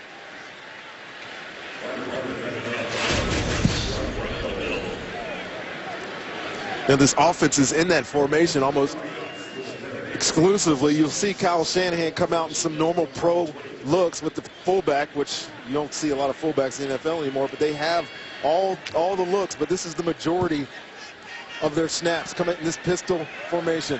Always under center here. 2nd down and 7. The pitch is to Alfred Morris off the left side, and good pursuit by Ziggy Ansah. What an addition he has been, the #1 draft pick out of Brigham Young for the Lions. Yeah, we gave a lot of credit to Ndamukong Suh on that last sack, but it was on the last sack of Robert Griffin III, but it was Ziggy Ansah, and you see him fighting with Trent Williams there, coming off and making a good tackle on Alfred Morris. Morris has gained 66 yards on 13 attempts. He has a 30-yard touchdown run. 3rd down and 6 to now see if the Lions can stop the Redskins on 3rd down, and we'll have a false start. Offense, number 66, 5-yard penalty. It's 3rd down. That's Chris Chester, the right guard. So that adds to the woes of the Redskins with a 5-yard penalty. And it'll be 3rd down and 11. Redskins 4 of 8 on 3rd down conversions. They came into the game next to last in the league. And with Detroit being so good against 3rd down, it looked like it was going to be against the Redskins all day, but they've been pretty good today. Griffin pulls it down and gets it out to Jordan Reed, and Reed will be stopped short, 4 yards shy of the 1st down. So the Lions clamp down. Really no place for Robert Griffin to go there with that ball. Lions drop back into a soft zone. The only thing he had was his check down. Jordan Reed could not get the available yardage or the necessary yardage for the 1st down. You know, this game is even in the scoreboard, and the stats pretty even as well. Rocca kicking to Spurlock, and a great kick sends Spurlock inside his 15, and here is Spurlock, goes out of bounds. 63-yard kick by Sav Rocca. And so here in Washington, they want the Redskins to get started with a win. They're in a tie game here in the 3rd. Looking at the quarterbacks, Matthew Stafford, another solid day. He's been kind of mistake-free. Did throw an interception that resulted in a touchdown, but sacked only once. But not yet for Robert Griffin III as far as breakout time. No, not quite yet. You see him pretty efficient there. The completion percentages are about the same, but that's not the explosive Robert Griffin III we thought we would see today. Not yet. We still got a 4th quarter. We'll see how it goes. 1st down at the 20. They swing it out to Joyke Bell. Bell always seems to get something out of it. He gets 5 yards, or Rakpo wraps him up after the gain of 5, under a minute to play in the 3rd. A lot of people might be asking where Mikel LaShore is. Last year, Joyke Bell, who was a free agent out of Buffalo in 2010, bounced around Philly, New Orleans, came in. And a lot of people in the Lions organization thought he looked better than LaShore. Thus, you're seeing him more this year. And with Reggie Bush out, he's getting the majority of the looks. And Slant pass to Burleson is broken up by David Amerson. Amerson playing a strong game. Rookie from North Carolina State. He's been involved in a lot of plays. Didn't have his best stuff last week against Green Bay. You expected out of a rookie, but if he's going to play, he's going to have to make plays like that. Good job there, not getting a pass interference, reaching his arm over the shoulder, not grabbing the back of him. The ref has no reason to throw a flag. Good defended pass. 3rd down and 5. You mentioned Bell. This is his first NFL start, and he's made the most of it. But now a passing situation. Bell is lined up as a receiver out of the backfield, and the pass is caught by Ryan Broyles, and D'Angelo Hall clamps down on him 1.5 yards shy of the first down. So that's 2 series in a row that the Redskins have held on 3rd downs, and the Lions will have to kick, and that should be the end of the 3rd quarter. And Mike Shanahan has to be pleased with his defensive effort now. Yeah, he's fired up there, standing on the sideline, as is Jim Haslett up in the booth today. Much better on 3rd down. And that is the end of the 3rd quarter here in our nation's capital. With the score, the Lions and the Redskins all tied at 17. And Fox NFL Sunday will return after these messages and a word from your local Fox station.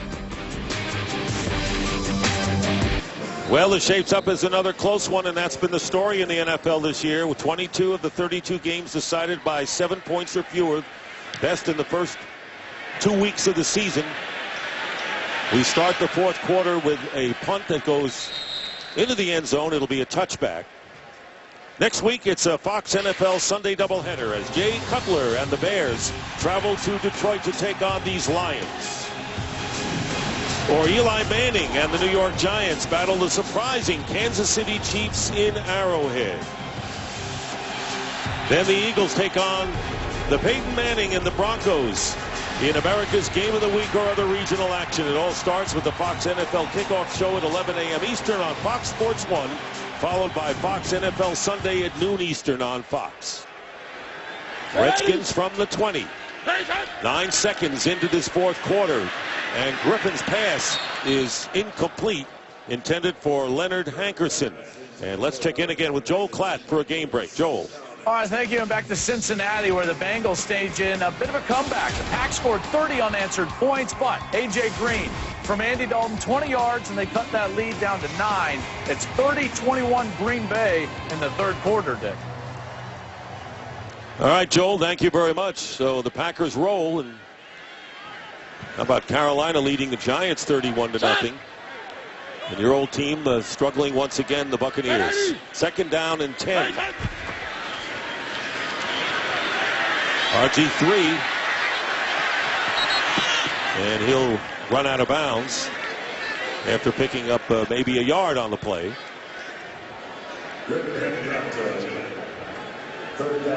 Smart decision there by Robert Griffin III. Get what you can get out of bounds.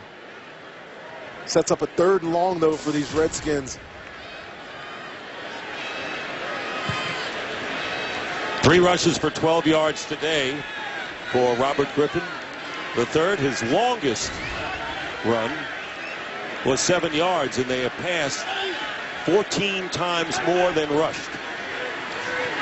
3rd down and 8, and this one connects. Pierre Garçon, and a 1st down out of bounds as well. 17 yards. Good accuracy on that throw to the outstanding receiver. Coach Schwartz talked about him not being able to run as much this season, is showcasing his arm talent. We see it right there. The nice strike to Pierre Garçon on the sideline. I tell you, the play selection, 31-14, now 32-17, sorry. Running by Morris for a few. It just shows you how much confidence Coach Shanahan and his son Kyle Shanahan, having Robert Griffin III do everything. You know, the dual threat option of Robert Griffin III is, you know, it's definitely unique in the league. It's becoming more of a fad. But when you have a quarterback that has this kind of arm that can get the balls down the field, push the ball down the field, and be accurate, it's tough to defend. And we're seeing that today from the Detroit Lions defense having a tough time defending all these passes by Robert Griffin III. 2nd down and 6. On and out. And a hit on Joshua Morgan by Chris Houston. But that'll be a completed pass, and it'll be another 1st down in midfield for the Redskins. Most of the time, RG3 is going underneath effectively in this one, Rondy. Yeah, but he's still able to, I mean, that was a beautiful pass there. Spiral on the ball. See Morgan down here, throwing it to the wide side of the field. These are the hardest throws for quarterback, and he puts it right on time. Right to the numbers. Josh Morgan makes a great catch. 1st down for the Redskins. Morgan coming in motion. Play action once more. And now, Lions trying to converge, but RG3 gets away, and his best running, and the fumble on the play. And let's see how they rule this one. Lions indicating that he had coughed it up. No sign given yet. It was a terrific run. And then the ball came out 25 yards. As Ed Hockley will confer with his colleagues. This is a huge call here. This will be interesting, Dick, because the ground can cause a fumble, even though he gives himself up. Go forward rather than feet first. Therefore, he continued to lie even after he hit the ground. He was not down by contact, and the ball came loose. It was a fumble recovered by Detroit. 1st down. Long explanation, but it's an explanation. And the Lions have recovered the fumble after the 25-yard run, and Mike Shanahan doesn't agree with it. No, Dick, it is the right call, though. Because he didn't slide feet first, he wasn't giving himself up. If you go head first, you're still a live runner until you're touched down by contact. You see the ball hits the ground, causes the fumble. Nobody had touched him. It's a turnover by Robert Griffin and the Redskins. Glover Quinn made the recovery, and no one had touched him. You're right, and the ball just came out. So the Lions, after a beautiful 25-yard run by Robert Griffin, will get the ball on the 25. Mike Pereira is in our studios in Los Angeles. Mike, your thoughts about this? Hey, this is one of these unique ones where the ground can cause a fumble. We always talk about when it can't cause a fumble, but if the runner is not touched by a defender causing him to go to the ground, then the ground does cause a fumble. And remember, if this was a quarterback feet first slide, and I think Ed Hockley did a really good job explaining this, since they didn't slide feet first, play remains live, and the ground can cause the fumble. It was the right call. Thank you, Mike. So the Lions get the ball back, 1st down on the 25. If anybody would know, it would be our Mike Pereira. Stafford has time, but does he have a target? Flag is down. And the pass was caught by Calvin Johnson, and it's they rule it a completed pass, but a flag is thrown in the backfield of Detroit. Let's see if they bring that back on a holding call. Matthew Stafford was looking to make a quick throw there. Didn't have it. The pass was complete. The foul was illegal hands to the face mask by the defense. That penalty is declined. The result of the play results in a 1st down. So the defensive player, illegal hands at the line of scrimmage when Stafford went back to attempt his throw, and an 18-yard pass will be a completion and a phenomenal catch with the defenders right at the sideline. Yeah, D'Angelo Hall drawing the tough duty all day today. Calvin Johnson coming back down the field. That is a really acrobatic, what you expect from a guy like Calvin Johnson type of catch. And Josh Wilson trying to make it tough for him to make the play right in front of him. So now on 1st down, the pass is caught to a wide open Burleson. Nate Burleson down the sidelines. And it's Brandon Merriweather who knocks him out of bounds. A huge play coming back with the big pass downfield by Stafford, 50 yards. And the Lions are in business. They'll have a 1st and goal. See Matt Stafford here with the play action, creating a lot of time. And it's the 2nd time we've seen this exact play. Confusion on the 1st time. 2nd time, just let Nate Burleson run right through the middle of the field. A lot of attention was on Calvin Johnson on the deep post. huge play by Nate Burleson and this Detroit Lions offense. Get him down into the red zone. And Theo Riddick has come in as a receiver at the line here. 1st and goal, and here is a fade to Fourier, the tight end, and he's covered by Josh Wilson. And that will bring up 2nd down and goal. The long touchdown passes by the Lions this year have been screened, a screen pass to Reggie Bush, in week 1. And then to Calvin Johnson on a short pass. On a slant last week against Arizona. Yeah, they haven't had as many plays down the field as they would like. A lot of teams playing them deep, and he's having to connect underneath. But when you have playmakers like Calvin Johnson and Reggie Bush in week 1, you're able to do that. You're able to have these big explosion plays. But today they're getting them through the air. Burleson is back in the game. Joint Bell is in it as well. And here is the pass, a slant, and a terrific defensive play by Emerson again. Defending Chris Durham, and it'll be 3rd down and goal for the Lions. David Emerson's picking up his game today when they need him to. I know Raheem Morris was not happy with the way that he played last week. You see this is 2nd very good defended pass coming behind a receiver, knocking away what would have been a touchdown. Did you play it any better? I could have played it just as good, I think. Maybe. 3rd and goal, I mean that play. Emerson is a really long corner. Got those long arms. That's what they like about him. 3rd down and goal. Stafford up the middle. Incomplete. And it'll be 4th down. Fourier, who caught a touchdown pass in the center of that end zone earlier. And David Akers will come on with still plenty of time here in the 4th to try to give the Lions the lead once again. Got to give this Redskins defense some credit here. They've given up a bunch of big pass plays. Matt Stafford has 325 yards here just to the start of the 4th quarter. But twice now they've been in the red zone and been able to hold teams to field goal attempts. It's going to be, it could play huge for them as this game wanes on in the 4th quarter. 28-yard field goal attempt by Akers is good. And the Lions take the lead 20-17. But you're right about the Redskins. They have withstood the turnovers effectively today. On Fox is sponsored by Geico. 15 minutes could save you 15% or more on car insurance. By Bud Light, official beer sponsor of the NFL. And by United Airlines, the world's most flyer-friendly airline. United, fly the friendly skies.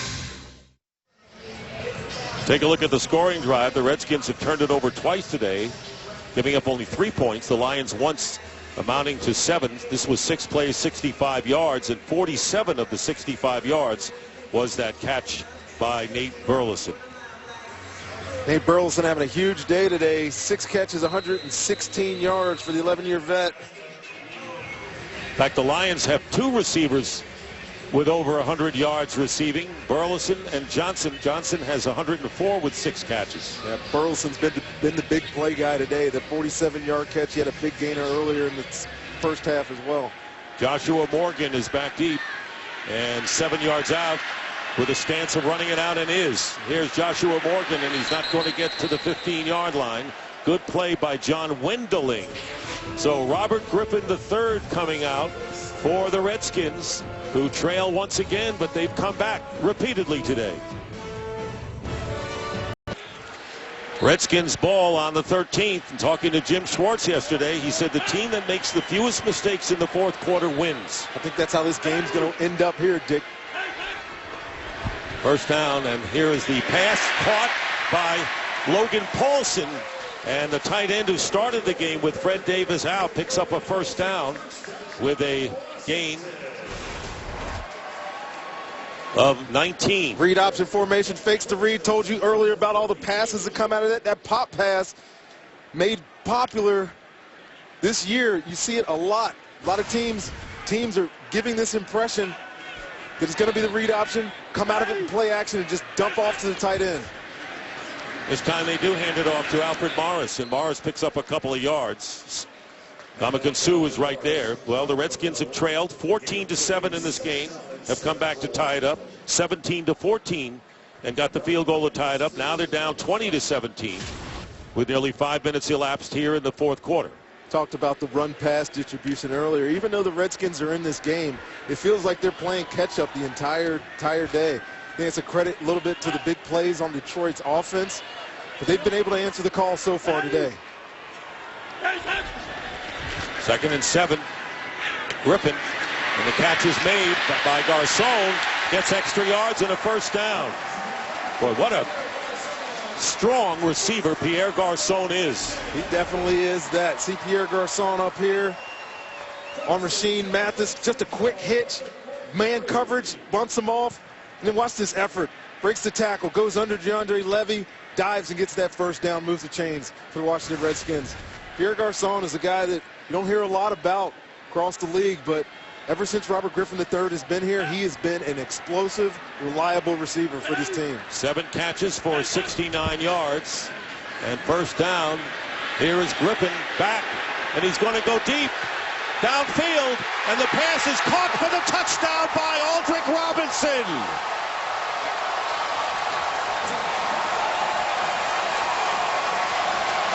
Well, I think we answered that, Dick.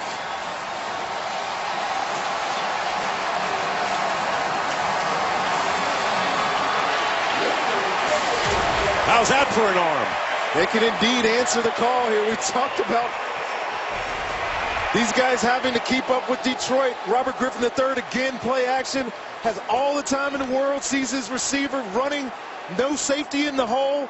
Rasheed Mathis can't keep up with him, and Robinson with the long touchdown pass to give the Washington Redskins the lead, their first lead since D'Angelo Hall's interception for a touchdown to start this football game. And Mathis, who had to handle Garcon on the previous play, beaten by Robinson on this play.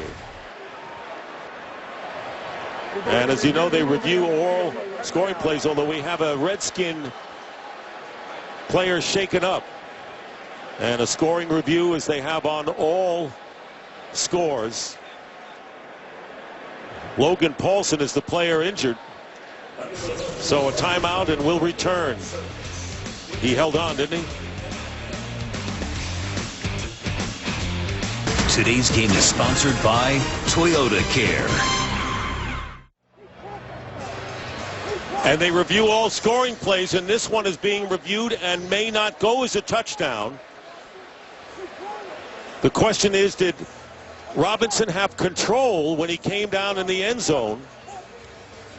And the ball seemed to be jarred loose. Ed Hockley is checking it out, and we're going to bring in Mike Pereira.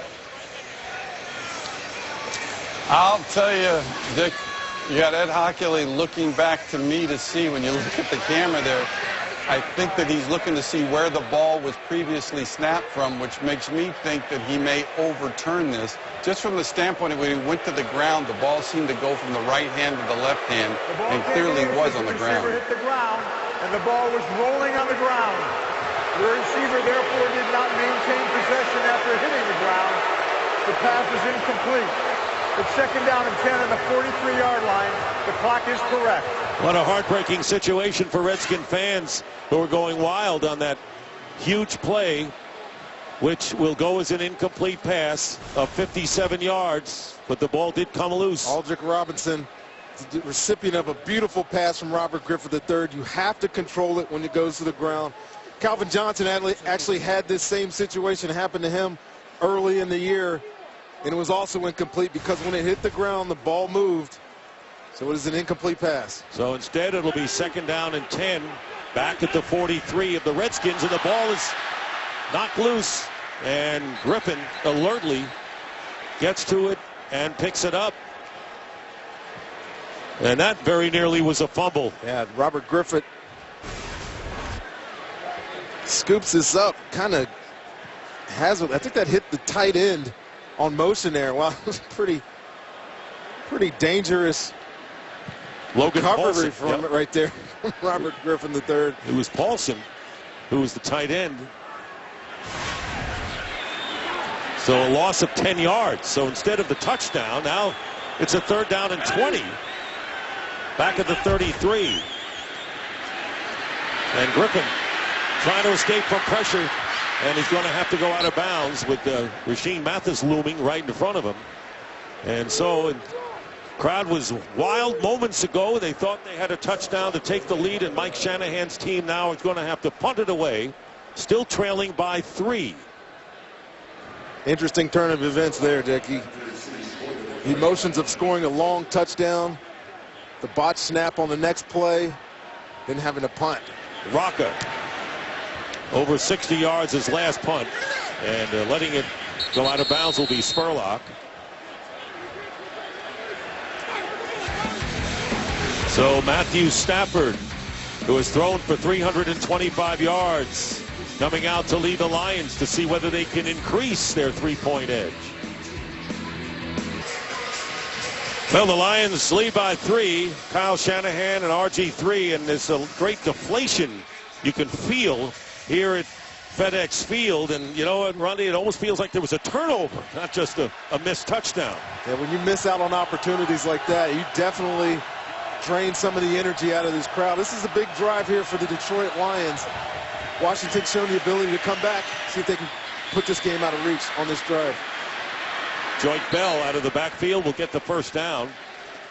Perry Riley Jr. defending, gets 16 yards on the play with 8 minutes remaining. Bell has caught 4 passes for 69 yards and has rushed for 56 yards. So a terrific all-round game. Remember, playing in place of Reggie Bush, unable to go with a knee injury this week. 1st and 10 at the 45 of Detroit. It's the same formation that they had the big play out of. It's flipped. And the handoff is to Bell. And Bell picking up a couple of yards. And the Lions right now don't mind using clock, but they know that there is still a lot of time to go, so they just can't run it out. And there you see Joyce Bell in the terrific all-round game he's having. Now, Reggie Bush has been so multi-dimensional for this team early in this season. Without him, there was a question about where that production would come from, but it's come from Joyce Bell today. He's had a great game as he empties out of the backfield. Here's the formation they've been running so often today. 2nd down and 9. Stafford going up on top, and the pass is caught by Chris Durham. Durham with Emerson defending. Downfield gets 33 yards into Redskin territory, and Detroit putting it on here. Redskins choosing 4-man rush, but they're playing man on the back end. Emerson one-on-one. Been having a good game today, but Chris Durham goes over top of him. A great throw by Matt Stafford, dropping it in the bucket there for a big gainer again. 1st down on the 21 of the Redskins. Here's Bell. Spinning away is Joyce Bell. Still going and very nearly gets the 1st down. What a hard-earned 9 yards for Joyce Bell after Brian Arakpo missed the initial tackle. It'll be 2nd and 1, and now we have under 6 minutes remaining. A lot of credit to Joyce Bell here. Play is going nowhere. You see him bunched up. Arakpo misses. Merriweather cleaning it up at the end, but Redskins tackling problems continue here late in the 4th quarter. 2nd down and 1. And here's Bell. Bell will seemingly have the 1st down, or let's see where they mark it. It's right on that yellow line, which is not an official line. And Ryan Kerrigan was right there. Reggie Bush watching from the sideline. Bush coming in as the leading rusher and 2nd leading receiver, unable to play today. And they're going to measure.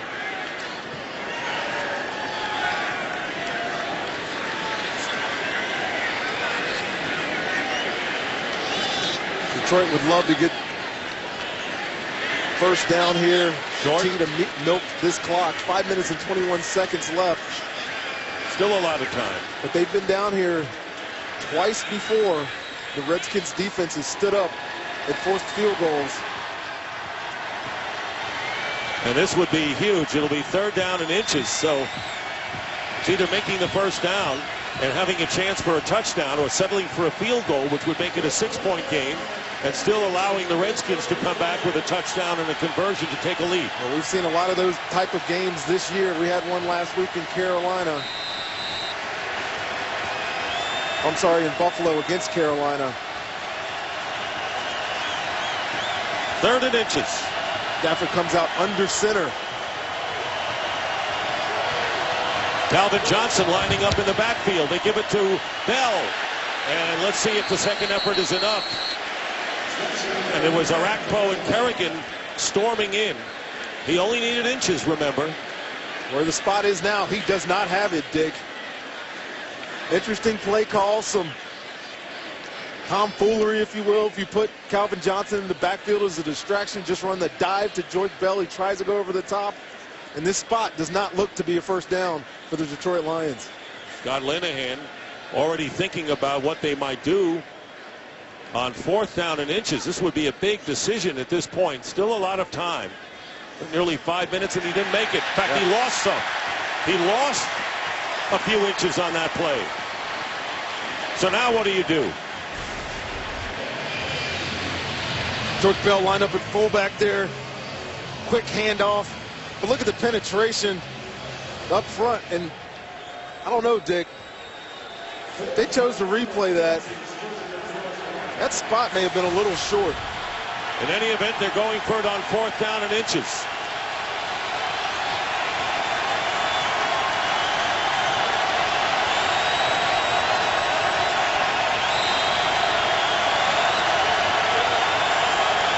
QB sneak.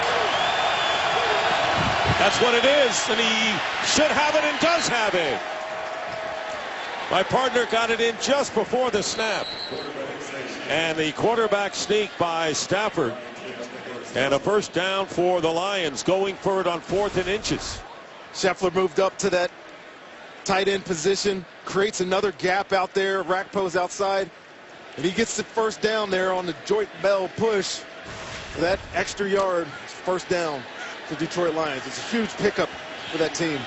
And Bell has to tie his shoelace to get ready for the next play. It'll be 1st and goal. And here is Bell, and he is pushed back by Perry Riley Jr. They even lose a yard on the play, and we have 4:02 to go, and the Lions, or check that, the Redskins have called a timeout.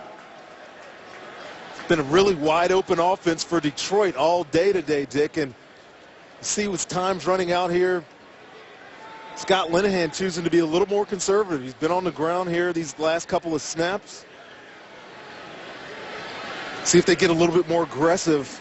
But you know, Ron, 2nd and 3rd down here. Yeah, because you know they're in the same situation. They could have tried a field goal back there when it was 4th down and inches. So if they just run the ball and don't get much and get 3, there's still going to be enough time, more than enough, for the Redskins to come down the field. Absolutely, it is. They're trying to milk some of this clock.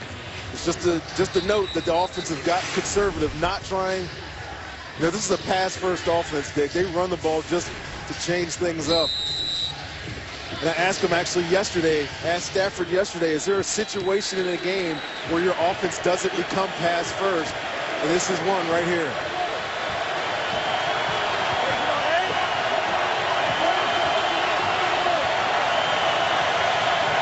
Ball is outside the 10. Stafford up the middle, and it's caught. Touchdown, Calvin Johnson. And Matthew Stafford really had to thread the needle on that, Rondé. He had defenders there, and he had to drill it to Calvin Johnson, who made the catch and went in for the touchdown, and a big one with just under 4 minutes to play in the 4th. Matthew Stafford definitely trusts his arm. He saw this all day. He's been effective throwing the ball. We just talked about them getting conservative. But when you got a guy like Megatron, and it was one of our questions early, can he be stopped? Right now, we know that he cannot. No. Touchdown for Detroit. Not at 7 catches, 115 yards. And now David Akers.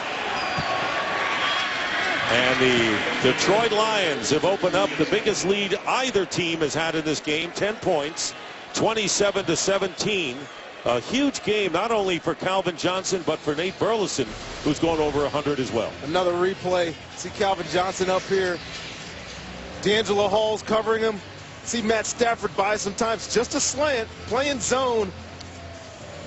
Merriweather tried to come over the top and make that play. But you give him that much space, zone coverages, he's big enough, he's strong enough. He's got great hands, and he's got a quarterback that's wanting to deliver him the ball.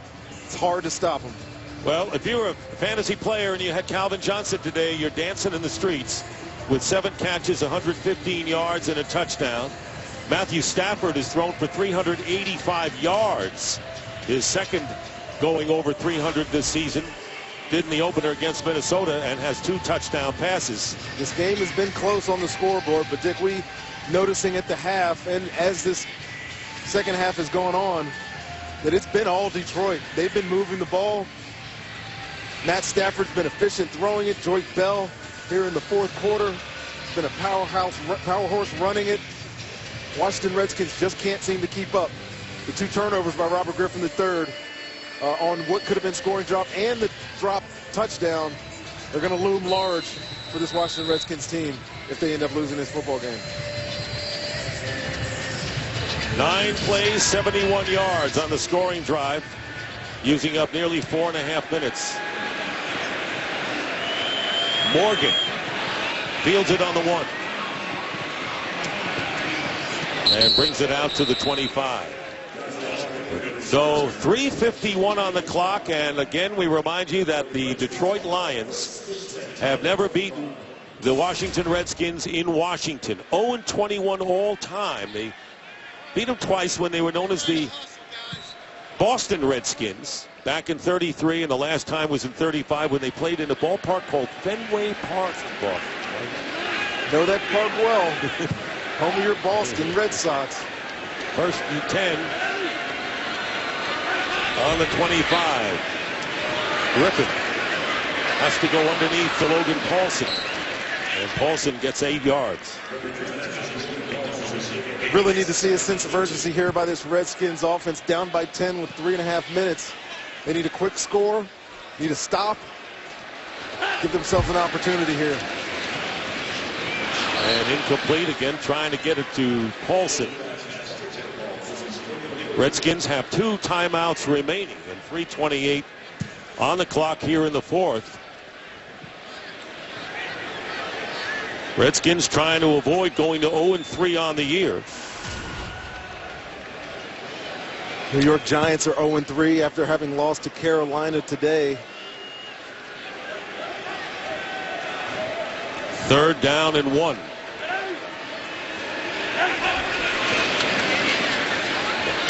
And the pass caught but hit immediately. Flag down. Garcon is hit by Rasheem Mathis.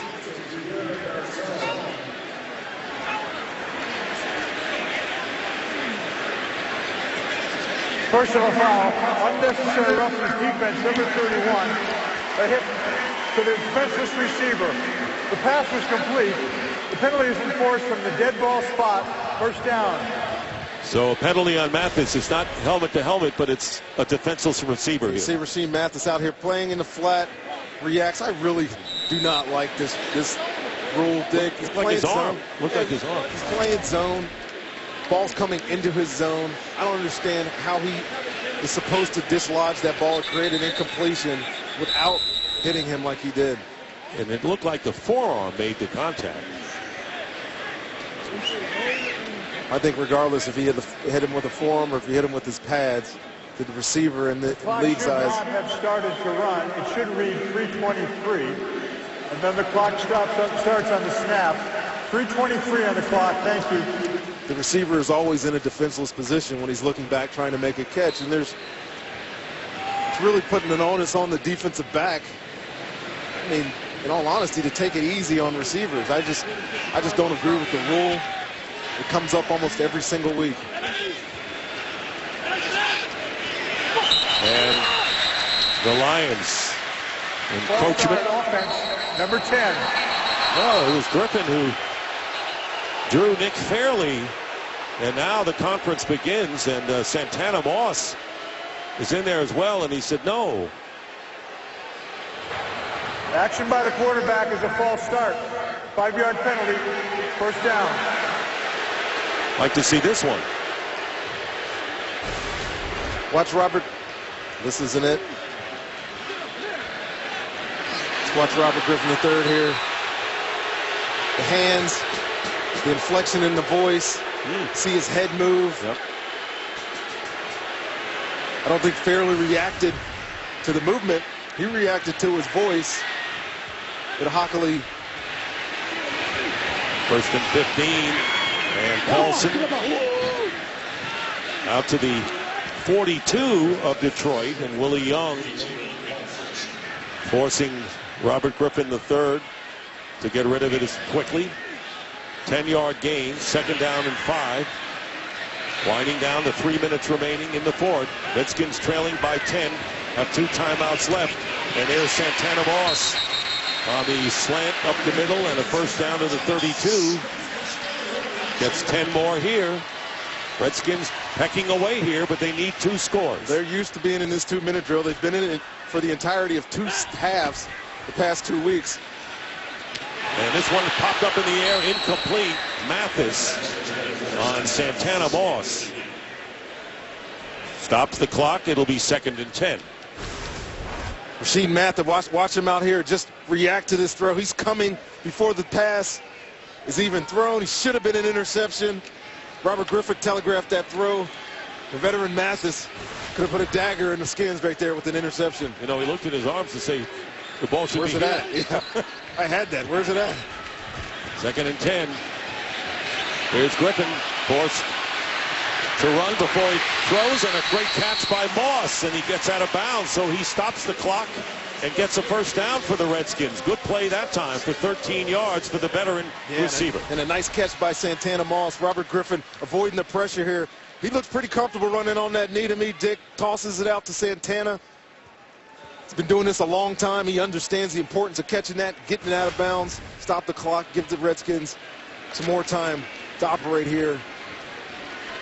Nick Fairley limps off the field, replaced by C.J. Mosley up front for the Lions. 1st and 10 inside the 20. Griffin, again, we've seen this today, and throws this one away. And this time it was Israel Adonijah, the former Chicago Bear, who played against the Lions in the division, forcing Griffin to throw it away. And it'll be 2nd down with 2:20. So Robert had that situation earlier, tried to force a ball in. Chris Houston had the interception. Good job by him getting that out of bounds. Give himself another opportunity here, another shot here. See Kyle Shanahan there dialing up a play. 2nd and 10 inside the 20. And this time they go to Roy Henley Jr. He's going to get a first down, trying to get to the goal line. Instead will be tackled at about the 4 or 3 by Louis Delmas. It'll be a 15-yard play. And winding down to the 2-minute warning, it'll be 1st and goal for the Redskins, and they'll let the clock wind down. 2 minutes remaining in regulation. The Lions lead by 10, but the Redskins on the verge of narrowing that gap. We'll be back. 2 minutes remaining in the fourth. It'll be 1st and goal at the 3 for the Redskins. They send Hello out to the left. Griffin under pressure, down and throwing it away. So that was an alert play by RG3. Willie Young was all over him, fended him off, and instead of taking the loss in yardage, it'll be 2nd and goal. Look at this penetration by this Detroit Lions defensive front. Pressure on him immediately. Robert Griffin showing some athleticism, being able to throw that ball basically with all arm strength, get it out of bounds past the line of scrimmage, so it wasn't intentional grounding. And it stopped the clock to boot, so only 7 seconds gone by. 2nd and goal. Back to the 3. Here's Griffin's pass. It's tipped, incomplete. Intended for Garcon. So now it'll be 3rd and goal from the 3. It's a nice concept there by the Redskins. He was delivering this ball to Pierre Garcon. As soon as he came out of his break, it was a little high though. Tipped, incompletion. You know, with a long touchdown run by Morris and the interception score by D'Angelo Hall, this is really the Redskins' first red zone possession right here. That's hard to believe with this game the way it is. They need to score quickly here. Time is their enemy. Rolling out, a design rollout, the pass in the corner, and unable to hold on is Niles Paul. So it'll be 4th down. And what does Mike Shanahan do? He needs 2 scores. However, he gets them. I think he kicks the field goal here, but Robert Griffin on the sprint out, finds his receiver, finds his tight end. Corner can't hold on to it. I don't know if he would have stayed in bounds even if he would have caught it. I think it's a smart decision here by Mike Shanahan to kick this field goal. Give yourself an opportunity. If they go for it on 4th down and don't score, this game is effectively over. Get these 3 points and see if they can get the ball back and give themselves another chance at the end of the game to win. 21-yard attempt for Potter, who made a 43-yarder earlier in this half, and the kick is good. So the Redskins get 3 back, and it is now 27-20, and the Redskins still have 2 timeouts left, and on this scoring drive getting him 3 points, they did not need to call a timeout, which is a bonus for them. So right now let's take a look at the NFC East standings. We know the Eagles lost to Kansas City on Thursday. The Giants routed 38-0 today. Dallas beat the Rams 31-7. So the Cowboys at 2-1 are the division leaders. Yeah, it's a battle of attrition there in the East right now. It's early in the season. It's only through week 3. You know, last year I know talked about pushing the panic button for these Washington Redskins. They were 3 games below 500 past the midway point last year and went on a run. So there really is not a sense of panic. I know they would have wanted. They know they want to win this game today, and they still have that opportunity. But with the muddled bottom half of that NFC East, it's not over yet for these Skins. They were 3-6, you're right, last year, and that's worse than being 0-2. And they won their last 7 games before they lost to Seattle in the playoffs. You've been on teams that got off to slow starts like this. What was it like? Yeah, all you hear though is the stats that say teams that start 0-2 don't make the playoffs, 0-3, et cetera, et cetera, et cetera. You still got to play the game. They still have an opportunity as this season goes on to compete in their division and maybe win it if they get on a run they did last year, like they did last year. Lions will call their first timeout. So each team has 2 timeouts remaining. The Washington Redskins go to Oakland next week. The New York Giants play the 3-0 Kansas City Chiefs. And the Lions go against the Bears at home. Well, next week, let's run it down for you. It's a Fox NFL Sunday doubleheader. The Giants go against the Chiefs. Redskins head to Oakland, as you mentioned. And there's the lineup, and it all starts with the Fox NFL kickoff show at 11 a.m. Eastern on Fox Sports 1, followed by Fox NFL Sunday at noon Eastern on Fox. We get the pleasure of doing the Redskins again next week. Go out to Oakland and watch this offense against the Raiders. Try to get back on track again next week. So 1:40 on the clock. And they have Lions have a lot of players with can handle the ball. There's Calvin Johnson right around midfield for the onside kick, and here it comes. And the Redskins get it. Niles Paul. It had to go 10 yards though, and there are flags down, penalty markers down. Remember, the kick has to go 10 yards. But Niles Paul made the catch, and then the flags came down, and if it didn't go 10 yards, the Lions will get it. It definitely didn't go 10 yards there, Dick. Number 84 of the kicking team touched the ball before it went 10 yards. That's a 5-yard penalty. The ball is awarded to Detroit, and there's a 5-yard penalty. First down. Well, they give it a good effort right there. Yeah, 3 yards short or so. Potter really's got to put that ball towards the 45-yard line. Not giving himself a chance, or not giving his team a chance to recover this. Well, I'll say poorly executed kick. Give him credit for going up and getting that ball, but it's got to go 10 yards. Got to go 10 yards. And they practice, as you know, that's the first thing they practice. Correction, the 5-yard penalty is not enforced by rule. The ball will be Detroit's ball at the spot of touching. So no 5-yard penalty.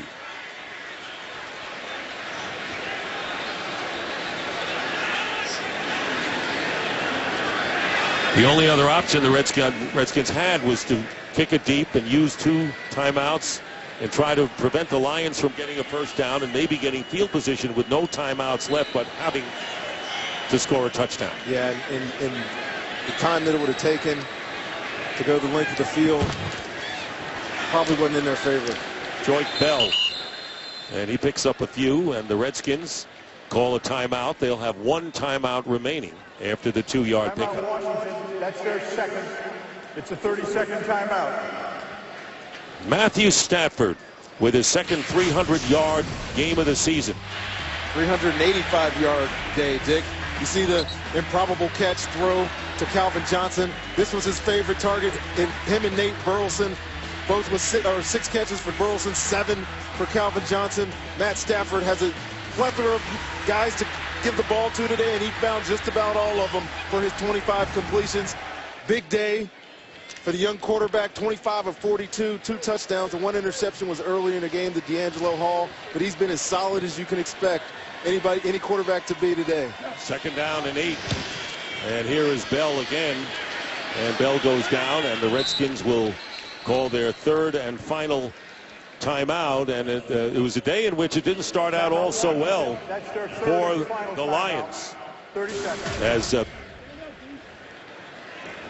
the interception by D'Angelo Hall in the touchdown gave the Redskins the early lead. That was the high point of their defense today, although they did have a lot of stops on 3rd down.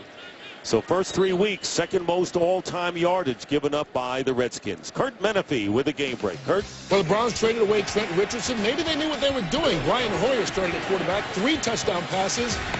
Jordan Cameron, 3 touchdown receptions. That's the game winner in Minnesota with less than a minute to go. And they wound up winning for the first time this year, 31-27. Dick and Rondé.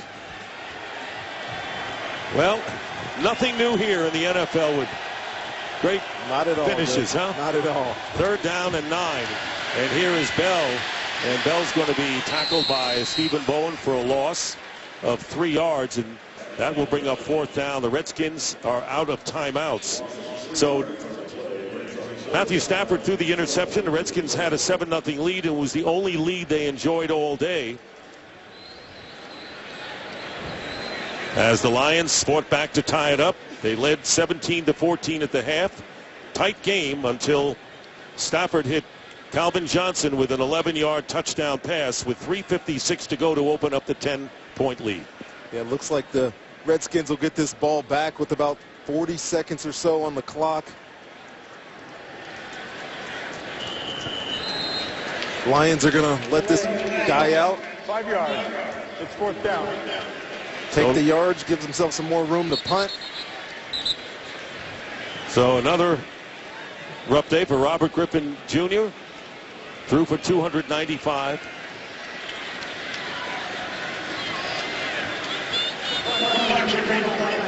There were 45 seconds on the clock. It should not have started. Thank you. Want to welcome those who saw the Cincinnati Bengals come from behind and beat the Green Bay Packers in a thriller, 34-30. And now the Detroit Lions punting on 4th down with 45 seconds to go and leading by a touchdown over the Redskins. Chris Thompson, and the ball going into the end zone for a touchback. And the Redskins with 38 seconds and no timeouts left, needing a touchdown to get back into it. Matthew Stafford with another brilliant game passing-wise. Calvin Johnson with his 34th career game with over 100 receiving yards. And RG3, 57-yard touchdown pass that seemingly put the Redskins in front of the 4th quarter, overturned. Aldrick Robinson dropped that big play early in the 4th quarter. By the way, Nate Burleson also 6 catches, 116 yards. And here is Griffin going underneath to Roy Heller Jr. And the tackle quickly by Mathis does not get out of bounds, and under a half a minute remaining. So want to remind you, coming up next, it's the State Farm post-game show, and the Detroit Lions are seconds away from finally winning a game in Washington. And this is Santana Moss who will stop the clock. They had lost 21 straight games to the Redskins in Washington coming into this game. Redskins need probably one more completion here. Get some chunk yardage, maybe give themselves an opportunity for a Hail Mary at the end of this game. There's only 12 seconds left on this clock. Not enough time to work their offense down the field here. So the Redskins